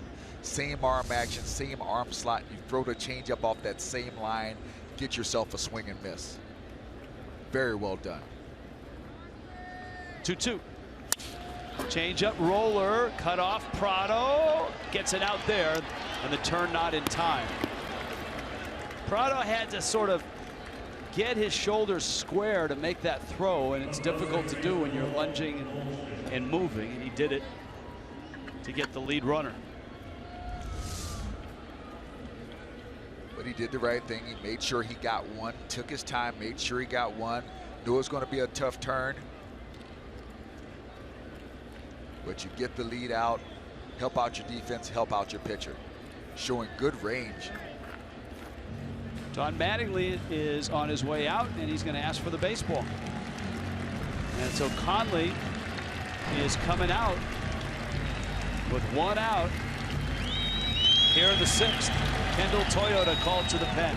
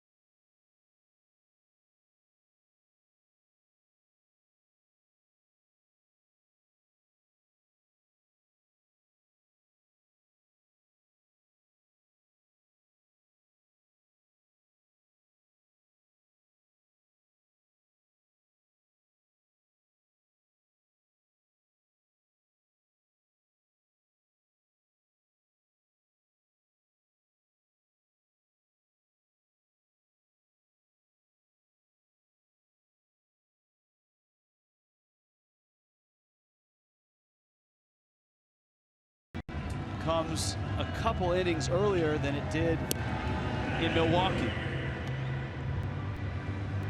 Paul Goldschmidt and Wellington Castillo coming up. Brian Morris arrives. Brandon Drury is the runner at first for Arizona. So the Marlins bullpen, which has been so good in this series, I mean, last night 4 scoreless to bring home a 4-3 win, 3 scoreless to finish a 7-4 win on Tuesday night. So 7 innings, 5 hits, no runs, 10 strikeouts for the bullpen in this series. And Morris starts with a slider. Meanwhile, if you're the Diamondbacks, you might, I mean, there's 2 ways to look at it. You've got a good right-hander in Morrison against Goldschmidt, but Conley at times was dominating in this ballgame. And Morris ties up Goldschmidt with a good fastball. Good hard fastball in, 93 miles an hour. In on the hands. Great spot for that pitch.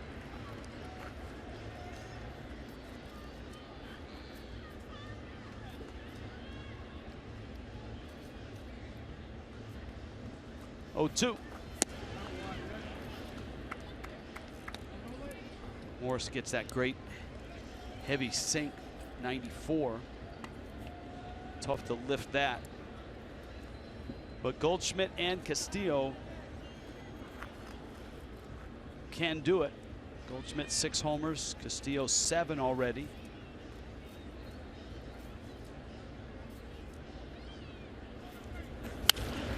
Pulled, Prado, Dietrich. Got him! 5-4-3 on the double play. Just what Don Mattingly and Adam Conley needed. Brian Morris gets the double play and gets out.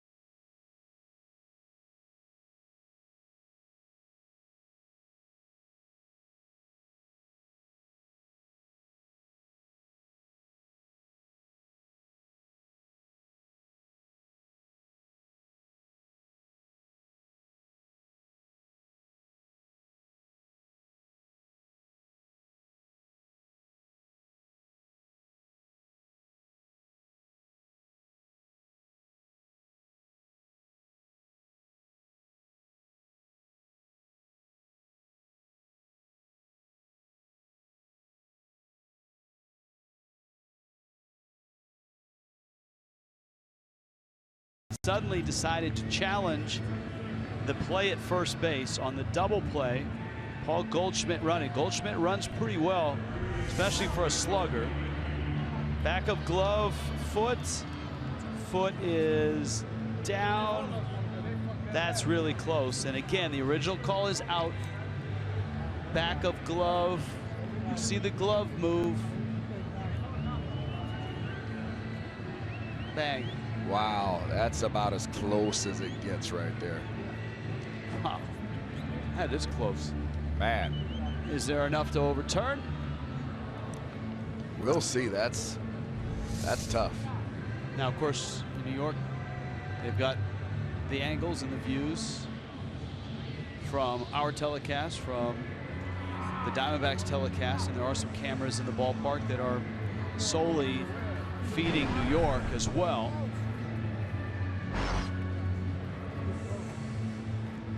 All right, and that, you know, that's the other thing. Here we are watching it in slow motion. You get one shot full time. Mike Estabrook is the first base umpire.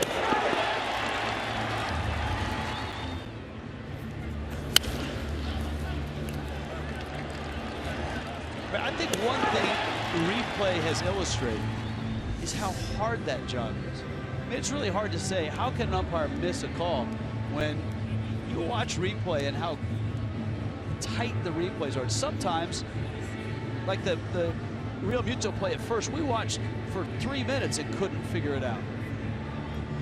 He's out. So the double play works. Goldschmidt is out. Back of glove is when the ball is officially in the glove.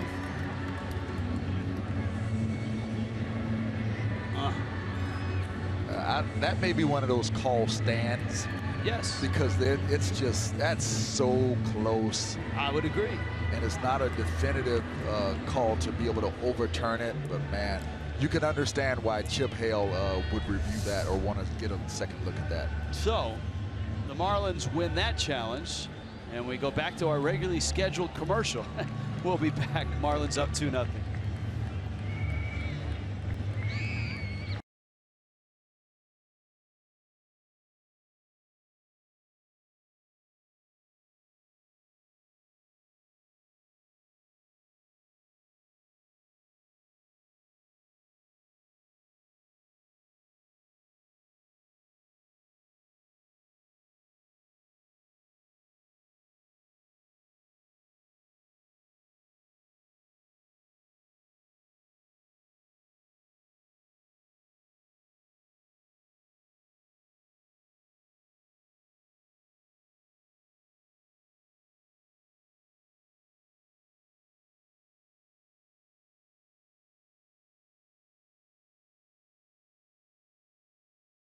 Presenting sponsor of Miami Marlins baseball.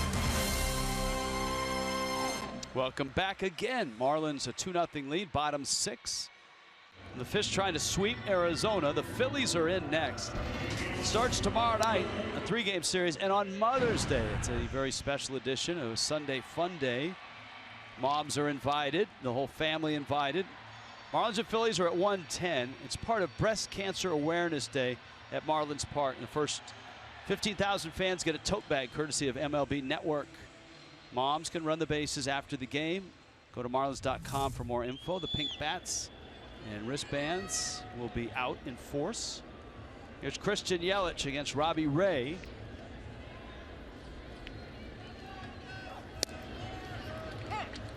And Ray throws a strike. Yelich 0 for 2, and both are strikeouts. One looking, one swinging.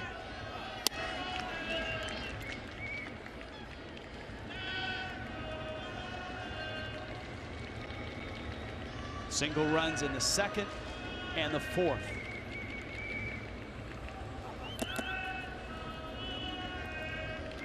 Conley's out of the game now, but both of these lefties have worked with a very good tempo or pace when they've been pitching tonight. It's been a lot of fun. The defense has been kept on their toes, hasn't been slow.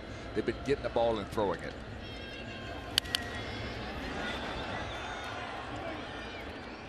Count 2-2 to Yelich. Conley ends up going 5 1/3, giving up just 2 hits, a walk and 6 strikeouts, and no runs thanks to nice work by Brian Morris. It's not a pleasant thing for a catcher. Robbie Ray, on the other hand, 5 strikeouts, a walk, and the 2 runs on 4 hits.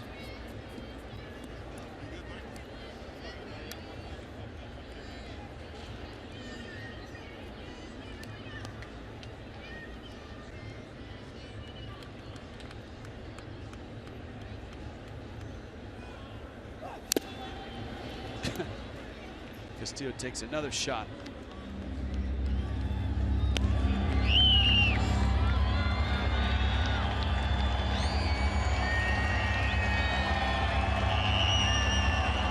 Every now and then when Robbie Ray throws a fastball, you can hear him out there grunting.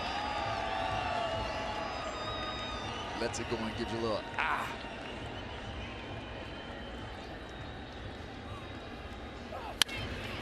Yelich up the middle. Segura cuts it off and gets the outs. Greater coverage of baseball is brought to you by T-Mobile. Corey Kluber looking more like his old self after a rugged start. Russell Martin was a walk-off hero. CC Sabathia turned back the clock. And And Alex Rodriguez has found himself on the DL. Giancarlo. Stanton takes up. Stanton walked and scored. That was in the second on a Derek Dietrich hit. And then lined to right in the fourth.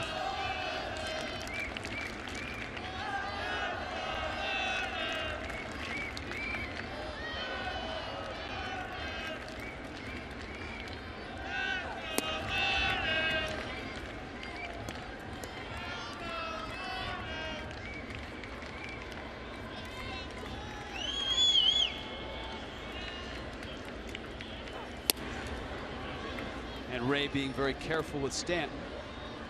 And who could blame him? Yeah, you could tell he was not really trying to just prove that 2-0 pitch right there.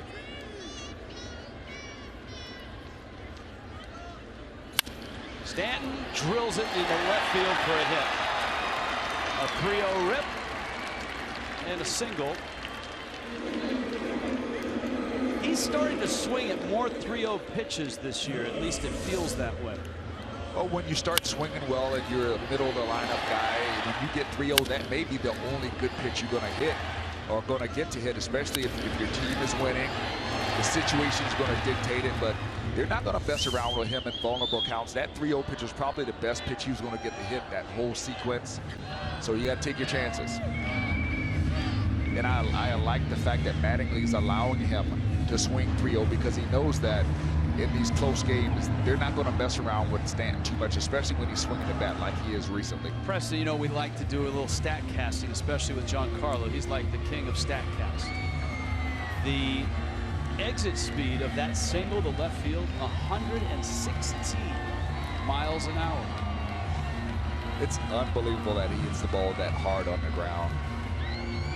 You know, in essence, when you hit the ball on the ground, that means you're hitting the top half of the baseball, so you're not really hitting it squarely. And for it to still register at that type of velocity, man's got some incredible power.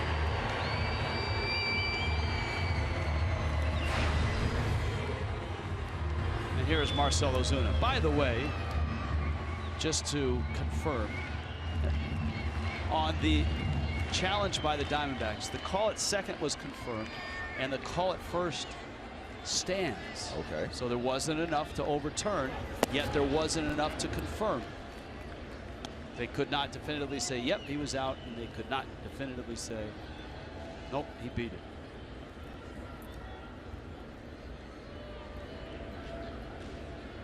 Ozuna's flied out,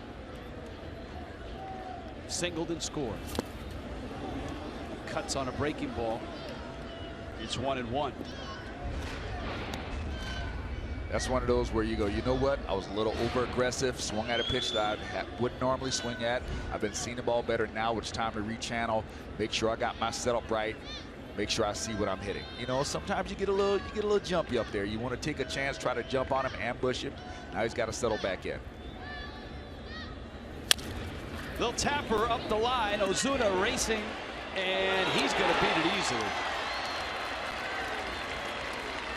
So a 30-foot single for Marcell Ozuna, and Miami first and second with one out. Here comes Chris Johnson. And here comes Chip Hale. He's not going to let Robbie Ray face Johnson.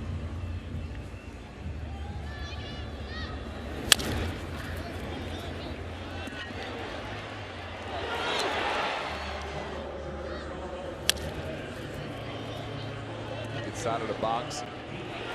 Boy, he can run once he gets going, man. He does not have long strides. He scoots. It's not pretty. He scoots. It's more of a scamper. He's a fast scooter and scamper. 2-0.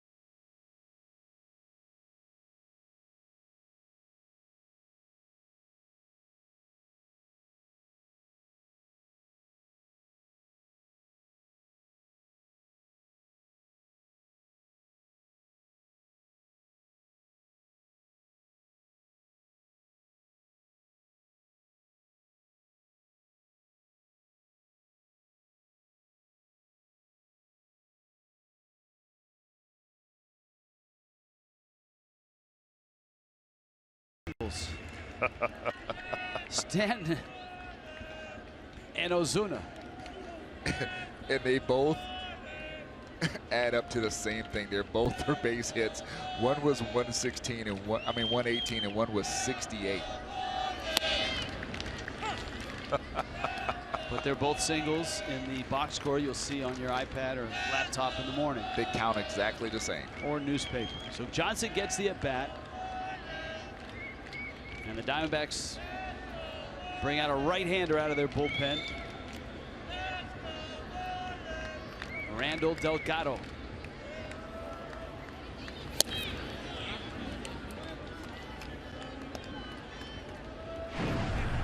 Delgado's numbers this year.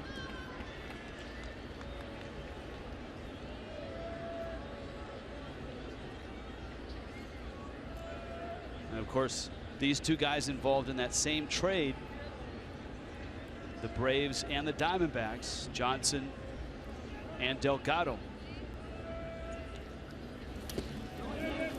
along with Martin Prado and Nick Ahmed. So 4 big pieces in that trade find themselves facing each other here in Miami.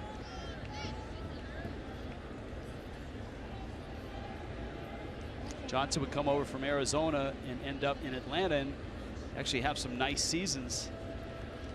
Challenge for a batting title back in 2013. He hit .321. Stanton second, Ozuna first. Pulled foul.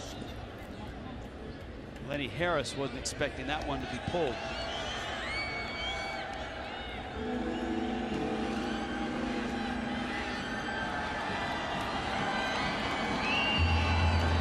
RBI double by Johnson in the 4th. That was against the lefty Robbie Ray.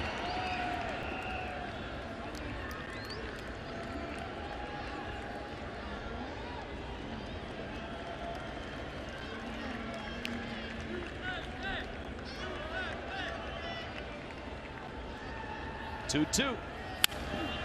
Wow, a bullet. And Johnson really got the bat through on that one. A hard out. And here comes Dietrich now. And Chip Hale is not going to let Delgado face Dietrich.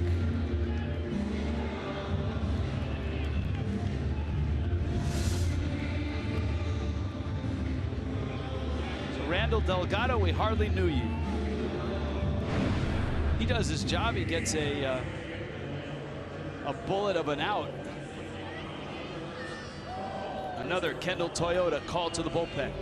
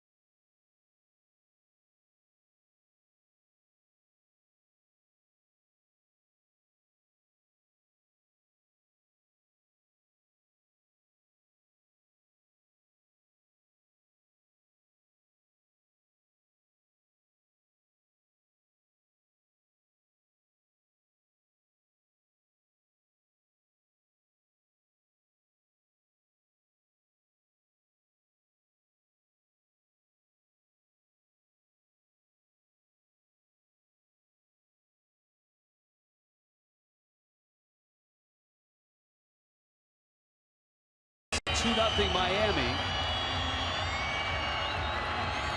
Chip Hale goes to his 3rd pitcher of the inning. Zach Curtis, who got his first taste of the big leagues on Saturday against the Rockies. He got out of a tight spot with a double play. He was actually called up from Visalia, which is high A.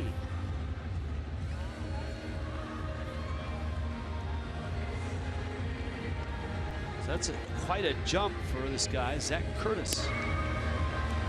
I was thinking those exact words, Rich. When you come from a high A to the big leagues, that means someone really likes something about you for you to be able to get the call up from that far down in the minor leagues.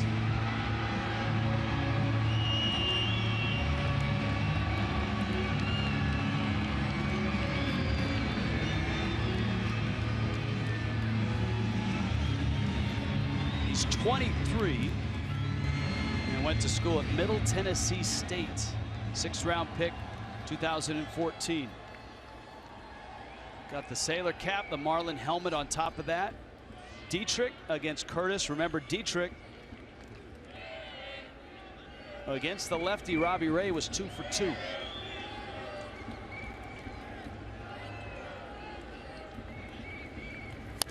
Breaking ball, little tapper. Ray kicks it, picks it up, fires it, and out at first with some help from Goldschmidt. The Marlins lead 2 headed to the 7th. It's 2-0 Miami.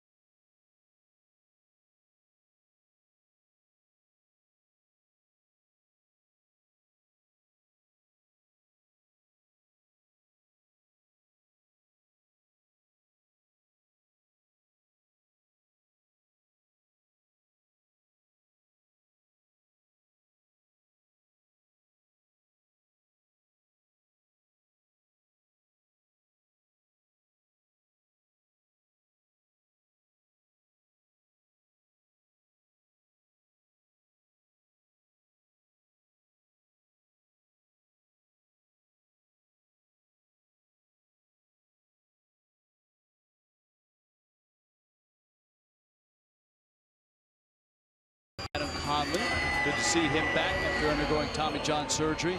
Conley tonight, 5 1/3. Brian Morris made some terrific pitches and got a double play ball from Paul Goldschmidt. So there you see Conley at 5 1/3. This will be a lot of fun tomorrow night. Phillies are here. First time Marlins and Phils go at it. Wei-Yin Chen and Vince Velasquez. See Velasquez with a great start. 4-1 in 5 starts. A slender ERA and 39 strikeouts. Chen has been very consistent. It's been a nice part of this resurgence by the Marlins. Nefi Ogando for the Marlins. And the Marlins need an inning out of him here with a bullpen that's been worked a lot of late.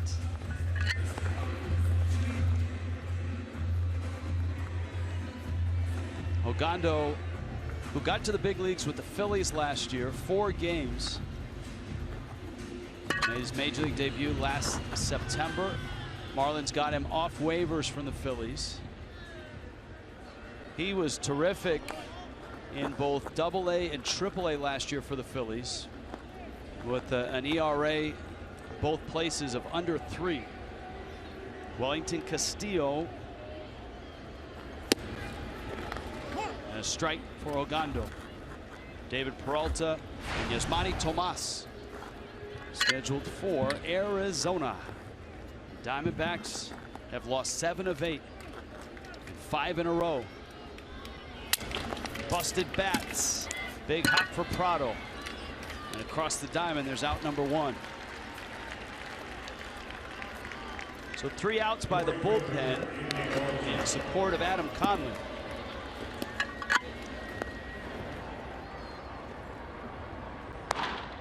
Breslow continues to throw. And here's Peralta, who, although he didn't hit Conley, saw him pretty well. He walked twice.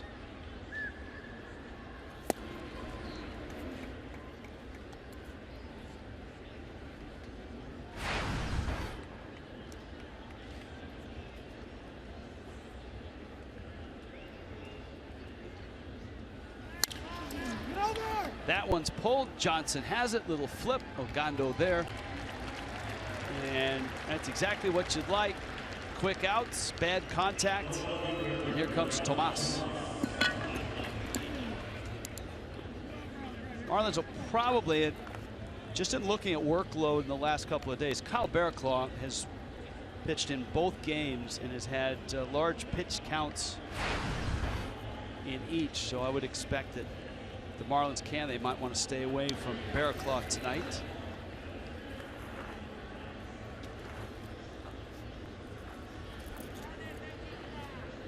AJ Ramos has appeared in both games, picking up saves number 8 and 9.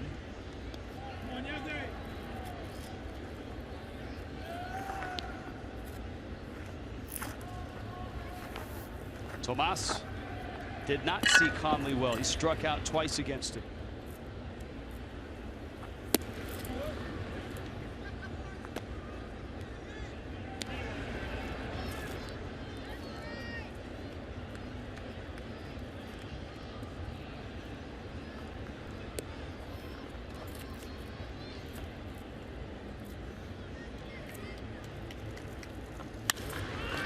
Hit hard to center. Ozuna cuts it off.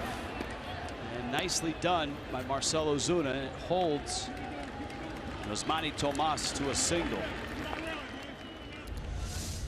That is the second ball tonight hit by the Diamondbacks that could have very well been a double.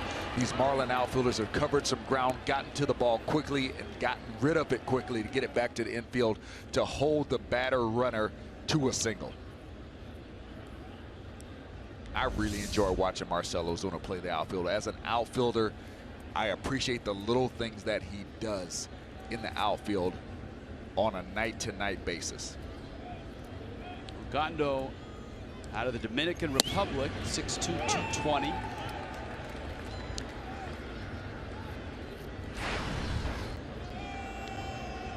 Came up originally in the Red Sox organization. Phillies traded to get him.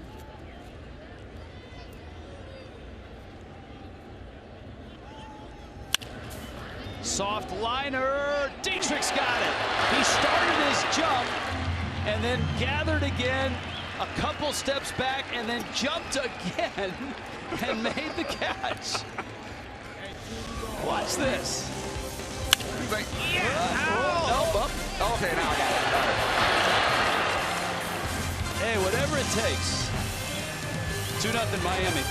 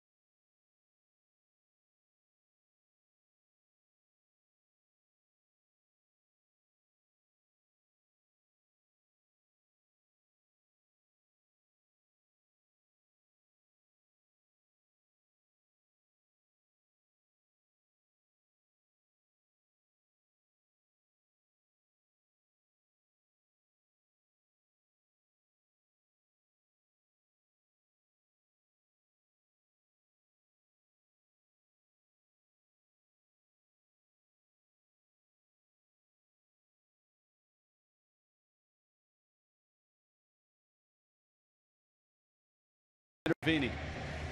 All right, Rich, thank you very much. Adam Conley, kind enough to join us here after another outstanding start. Arizona's got a very powerful offense. What'd you do to keep them in check tonight? Yeah, I just tried to mix speeds. I tried to get ahead early. Obviously, I think where you saw the pitch count get up there in the middle of the game a little bit, I wasn't able to do that as well. So with guys where you know you can do they can do damage. It's got to just be a priority to get ahead of them so that you can kind of keep them in your counts and throw the pitches you want. And for the most part today, I was able to do that. How'd you feel coming off the 116-point pitch effort against Milwaukee? Yeah, I felt good. I think that there was maybe some physical fatigue there a little bit, but health-wise and everything felt perfect. I think the extra day really helped a lot. So moving forward, everything's been, ever since that day, has been normal. So I'm encouraged by that. You ran that stretch to about 12 innings without a hit before they finally got one off you. I know that sometimes they get a couple in an inning though, so I mean it'll even out. But yeah, it's really for me it just goes to mixing pitches, trying to keep guys off balance, and I'm trying to figure out what pitch it is they're looking for. And if I throw them that pitch, I want to throw where they can't hit it. And if I don't have to throw that pitch, I'm not going to throw that pitch. So that's kind of the whole process I'm going through of seeing these guys swing and reading the swing and all that. All right, maybe a kale shake to celebrate. Thanks a lot, Adam, huh? Thank you. I appreciate it. Okay, back to you guys. Thank you, Craig. Danny Echeverria, comebacker. Zach Curtis is still in there. And Cole Gillespie getting the at-bat. Pinch a penny pinch hitter. Gillespie pinch hit last night and hit a searing line drive that was misplayed in right for an error. So he's getting a look at Curtis. And as we describe Curtis, he started his career in rookie ball and then A ball and then high A this year, and now the big leagues without a stop in Double-A or Triple-A.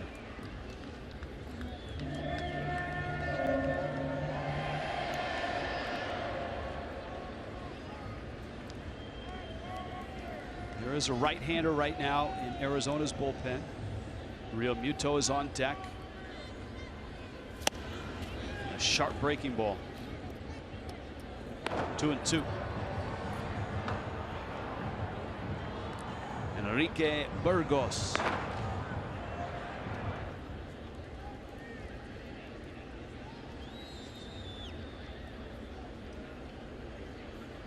Two.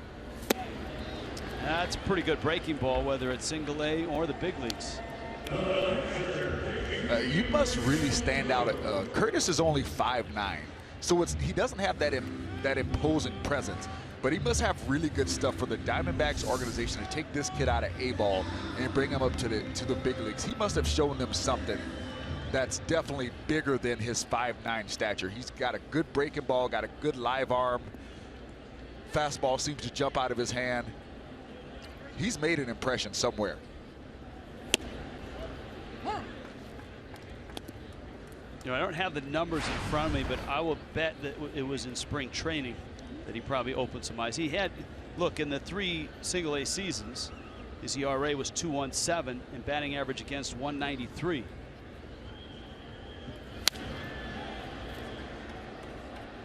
Whenever you bring a guy from that far down in the minor leagues, there's 2 things that they show.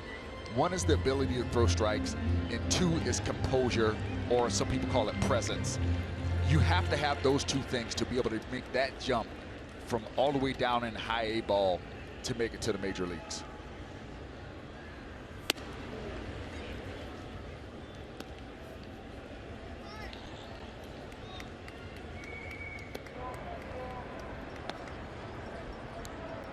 David Phelps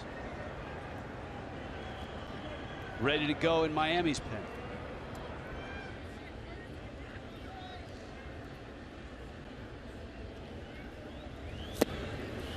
Tell you what, Zach Curtis looks like he belongs. He retires all 4 that he's faced here. 2-0 Miami.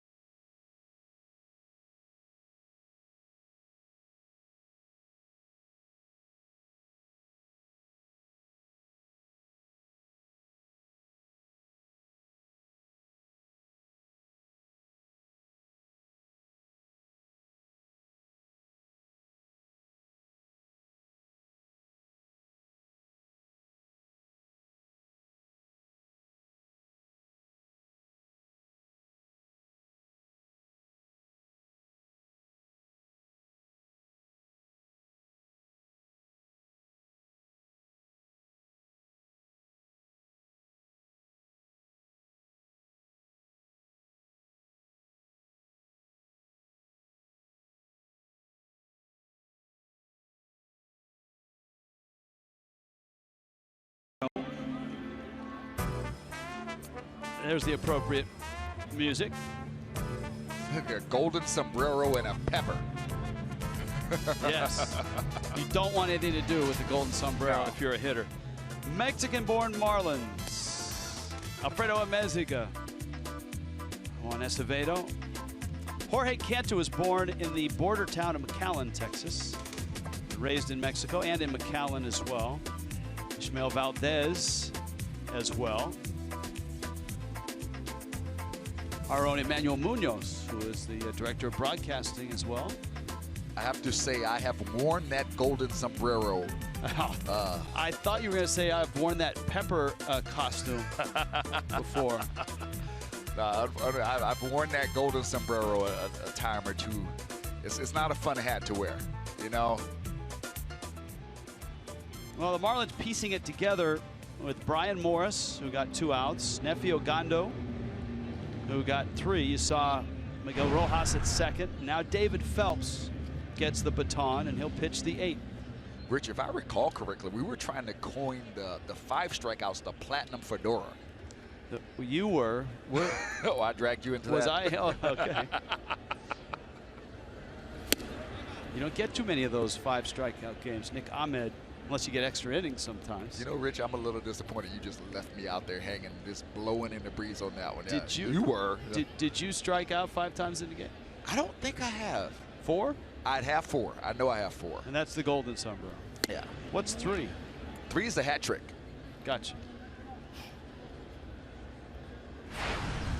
Ahmed is 0 for 2. Phelps, who had the night off last night, it works out well for Don Mattingly.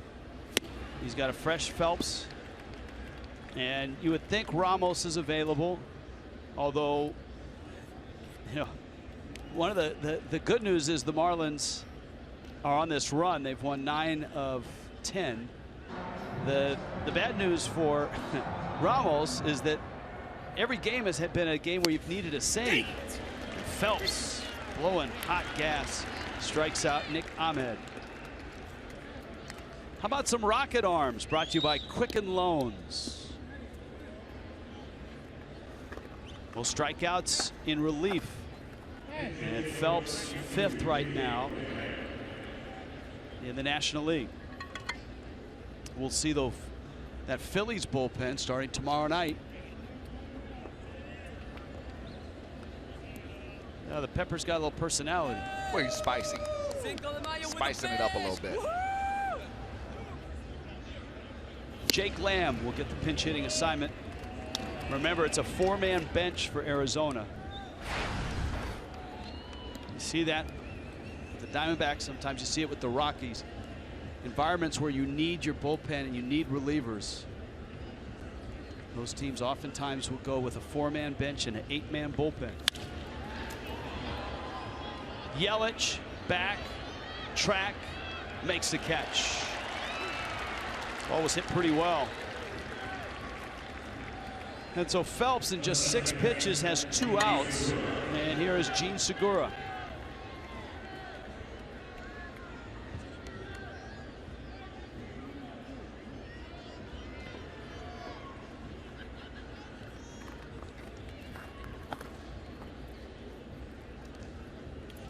And for the Diamondbacks, they are trying to avoid their 6th straight loss. Fastball from Phelps is outside. Segura is 1 for 3. Arizona has just 3 hits. Adam Conley gave up 2. Phelps with a breaking ball. And it is 1-1. David Phelps, very businesslike, very intense. Doesn't get too emotional out there.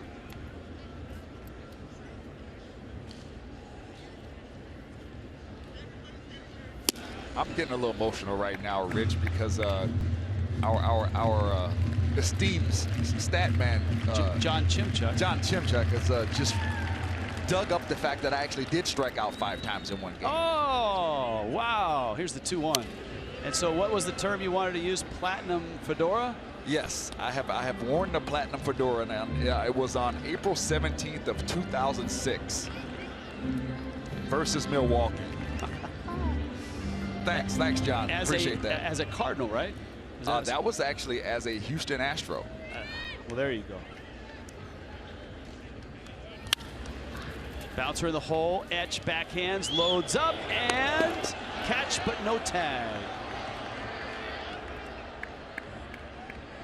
And safe at first is Segura in what will probably be a base hit. Marlins will look at the tape, but at first blush, it did not look like a tag. What do you think? Hit or error? I would call that a hit. That's a tough play in the hole. I would give that a hit.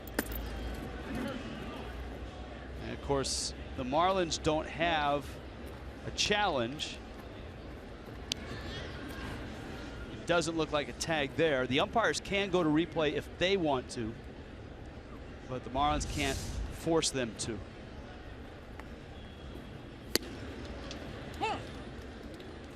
And it is a base hit, an infield hit for Segura, who is a speedy runner.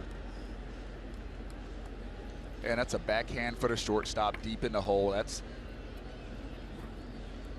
not very many shortstops that are going to make that play with any regularity.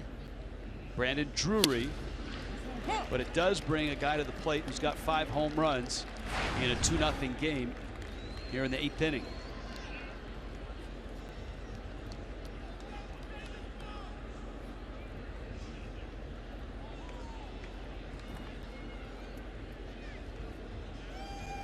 Drury 0 for 3 tonight.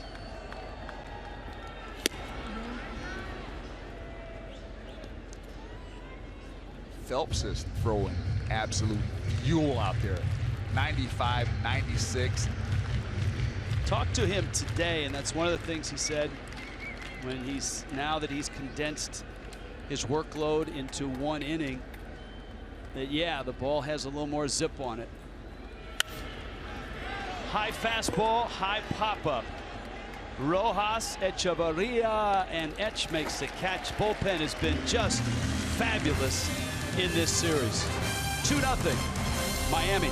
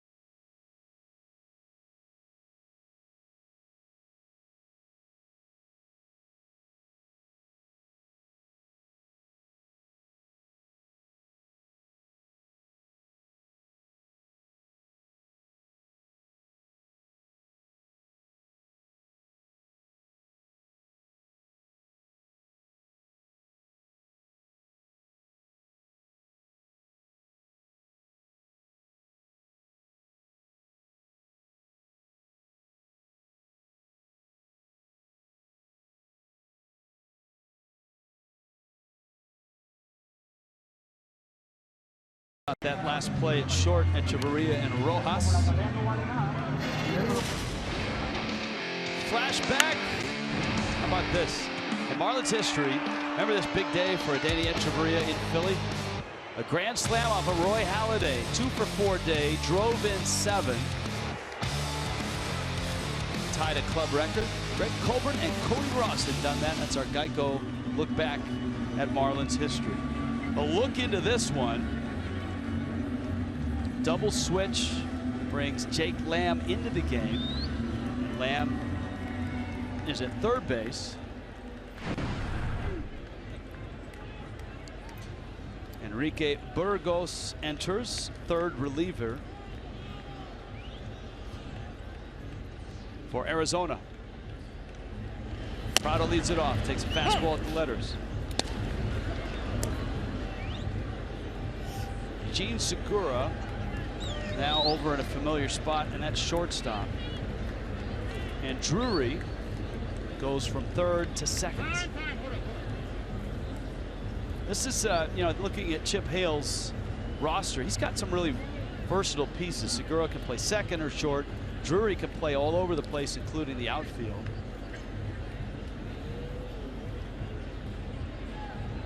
And Prado gives a little grunt as that one passes by early. Listen to that.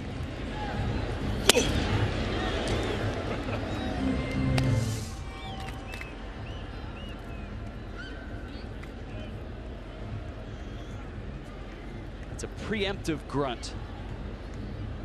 1-1.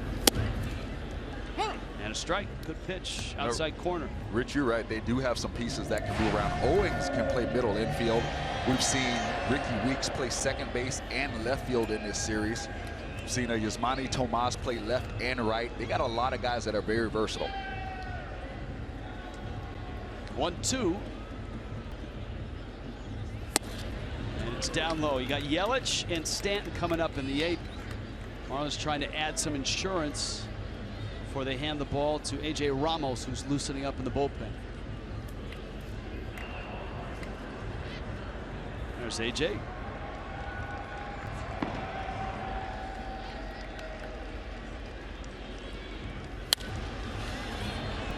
Prado fouls it off.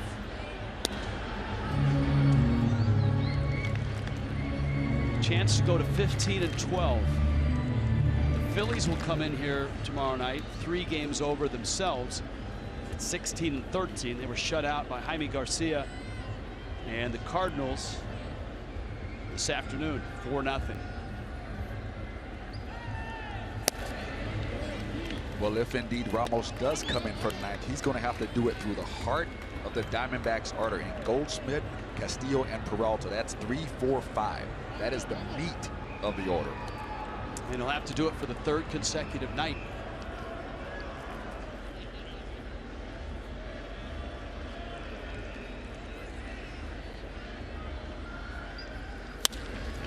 Prado sends a flare into right center. It falls for a hit.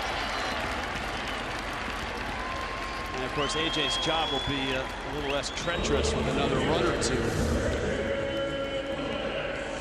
It's got to be nice for Prado to get that knock. He had a rough night last night. Didn't quite have the swing he'd had over the past 6 or 7 games. Right there, he picks him up one, dumps it out into right center field, gets him a knock for the night. That's that salvage knock. No hits in your first 3 at-bats. Get that one in your last AB. Go home feeling good.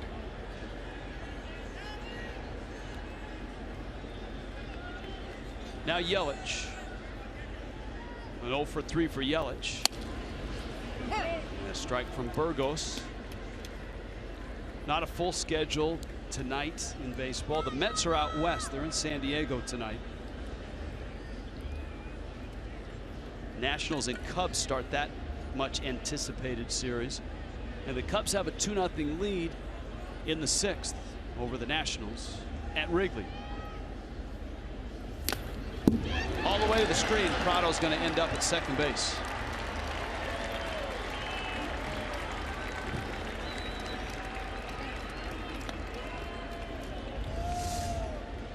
It'd be nice to get this tack-on run right here. You see this ball just get away from the catcher. Fastball just got yanked down and in, held on to it a little bit too long. Castillo could not corral it.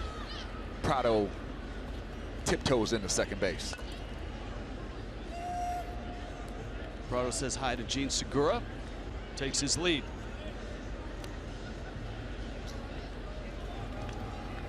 Yelich trying to bunt. Puts it down foul. That would have accomplished 2 things. With Yelich's speed, he probably could leg that out for a hit.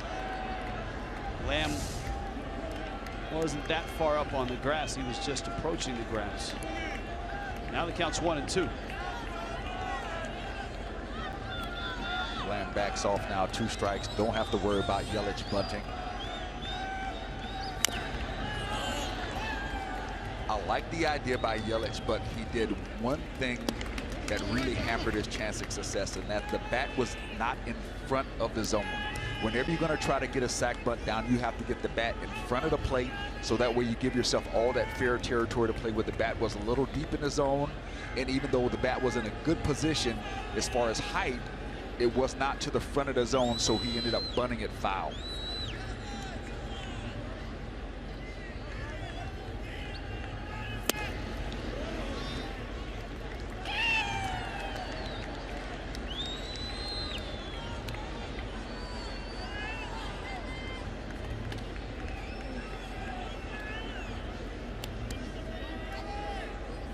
Two and two.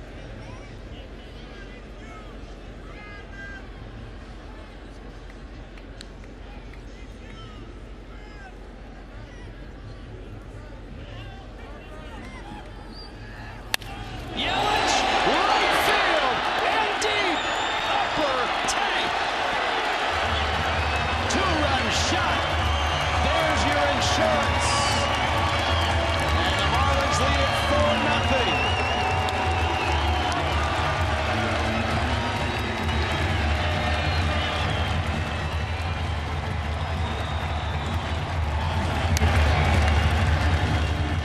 Does it again.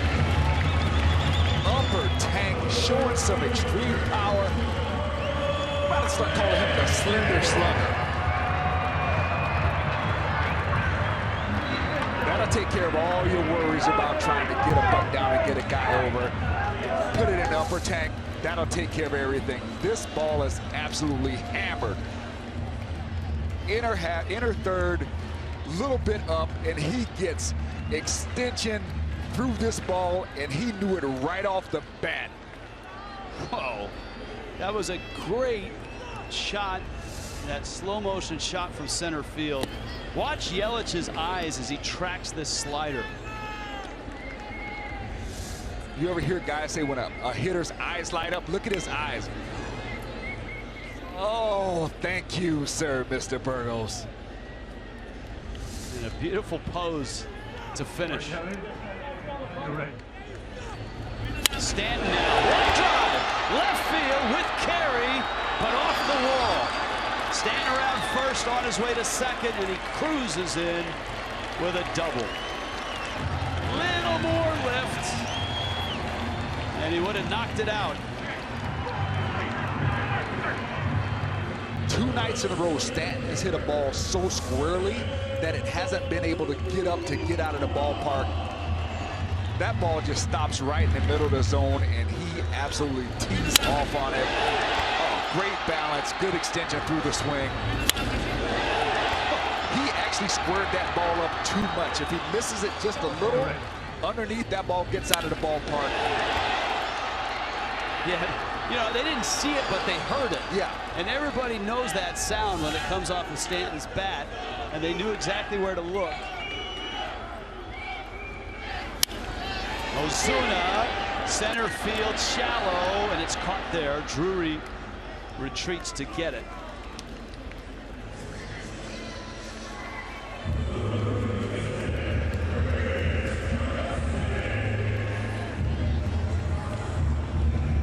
.420 feet for the Yelich homer. Those are the early returns. At 108 miles an hour off the bat. Yelich is one of those guys that is surprised. He will surprise you with the amount of leverage and power he can put on the baseball, because he doesn't seem to be a very stoutly built guy, but he has great hands and can really get good bat speed through the ball, and that produces big time power. Chris Johnson now with 1 out. Ichiro is on deck, and so Ichiro should get an at bat here. 4-0, Marlins on top. So far, every ingredient the Marlins have thrown out there has worked, whether it has been Adam Conley, whether it's been 3 different relievers. Chris Johnson, Derek Dietrich with big hits, and Yelich a 2-run homer. It's going to be interesting to see if these 2 runs that the Marlins have added on, will that change Mattingly's mind about using Ramos tonight? or will he possibly go with somebody else to maybe see if he can get by without using Ramos? Well, on one hand, and it looks like Breslow is up now too. On one hand, Ramos has heated up. If he does go in a different direction, any base runners or any issues, Ramos has to be ready to go anyway. So that's a real tricky call. 0-2 is out. Sometimes people equate a reliever's workload with the innings and the batters they face when they also have to add up the time that they heat up in a bullpen. What really hurts a reliever is when he has to get up more than once in a game. That's a good point. A situation comes up where they think they may need him, they get him up, and then they don't end up using him, and then another inning or two. Johnson into the bat. That's shallow center, and it's caught there by Owings.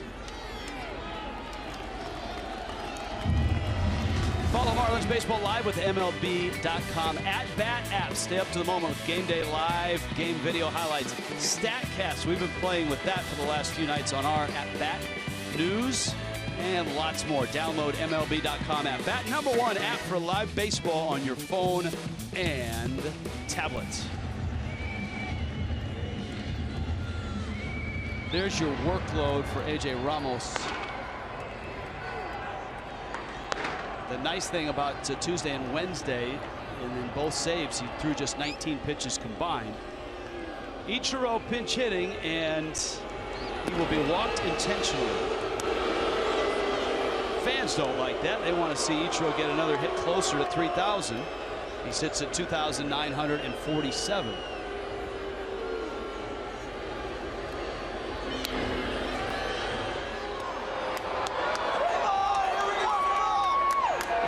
You know, the other night, remember Ichiro had that great at bat with runners in scoring position, the 2-run single. I asked him yesterday if his approach changes when he has runners in scoring position. And he looked at it and he smiled and he said, the only thing that changes is I get nervous. And I couldn't believe it. I said, you get nervous? But you know, that's actually one of the things great ball players do is they admit their emotional state. They admit when they're nervous. They admit when a guy is tough on them. It doesn't mean they don't believe they can get the job done, but you have to be honest with yourself and say that, yeah, I recognize what's changing with me in this given situation. It doesn't mean I don't believe I can perform. It doesn't mean that, you know, I'm not going to get it done, but I recognize the changes that are happening, and all good ball players have that ability. Well, at Jabria with Ichiro at first. Stanton is still out at second.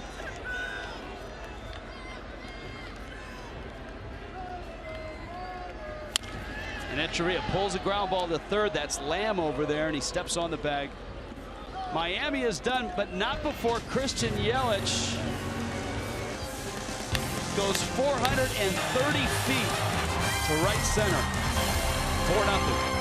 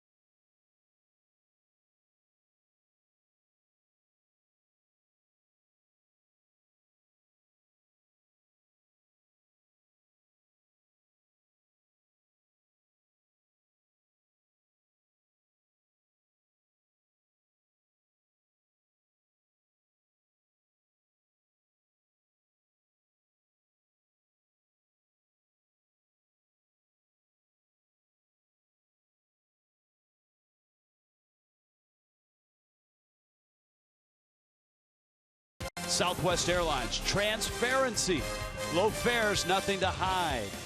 By the all-new 2017 Chrysler Pacifica, and by your South Florida Honda dealers. Roof open, Marlins up. Ninth inning arrives, and so does A.J. Ramos. What a workhorse he has been. This is his 13th appearance.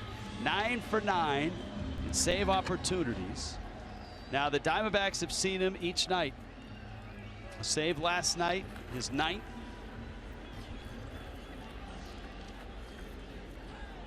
And then Tuesday night,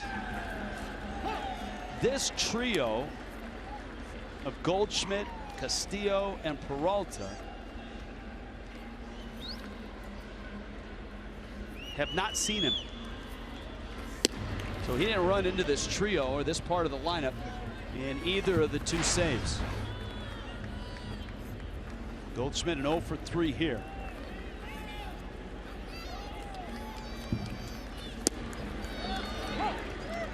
There's a strike. Now obviously it's not a save situation. He comes in with the Marlins up by 4, but it certainly has the feel of a save situation. Woo! 95. Where'd that come from? Dialing it up. He said, I'll show you what I look like on a third day in a row of effort. 10 pitches a couple nights ago, 9 pitches last night, and he's still got 95 in the tank. Blew that by Goldschmidt. Wow. All right, in 12 games, there's the selection. You talked about it on Marlins Live. Can't sit on anything. He will throw any pitch, any count. Castillo after the first pitch, and that's popped up. And Rojas has it, and just like that, Ramos has thrown 5 pitches, has 2 outs, and now David Peralta comes to the plate. Not only is he sharp, he's efficient, he's making these batters swing early because of that unpredictability. They don't want to get late in the count where they don't have a feel for what's coming. They're swinging early because their strikes are there, and he looks really good. 97? Light it up, AJ. Oh my. Wow. I remember the Friday night in Milwaukee when he had nothing left, but he came in and saved the game anyway. And I think I described it with the baling wire and duct tape and glue. He was throwing everything but fastballs. I think his fastball was either at 90 or below, but he's touched 97 on the gun tonight. Had a changeup, and it's laced into right field for a hit. So Peralta got an off-speed pitch, 2-out single, and here comes Yasmani Tomas. Yeah, but the good thing is it's still a quick at bat. Even though he gave up a single, it's still a quick at bat. He's only got 8 pitches, and he's faced 3 batters already.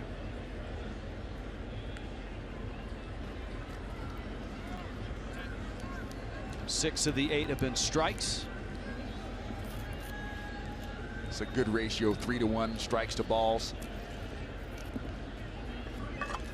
He just looks so confident right now with everything that he's throwing. Taking second is Peralta, no stolen base. Tomas sitting on a 1-0 pitch.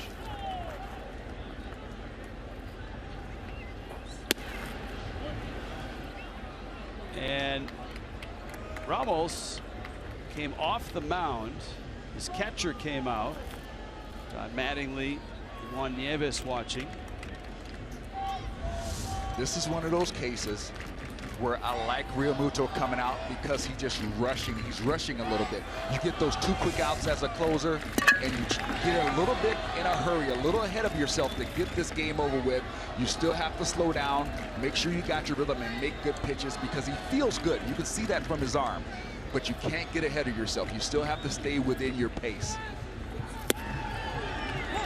There it is. He dialed it down to 92, and he gets a strike. It's 2-1. And that's human nature. You know, you get those 2 quick outs. You want to get out of the inning quickly. You just have to channel it back because he does feel good and just get back on rhythm.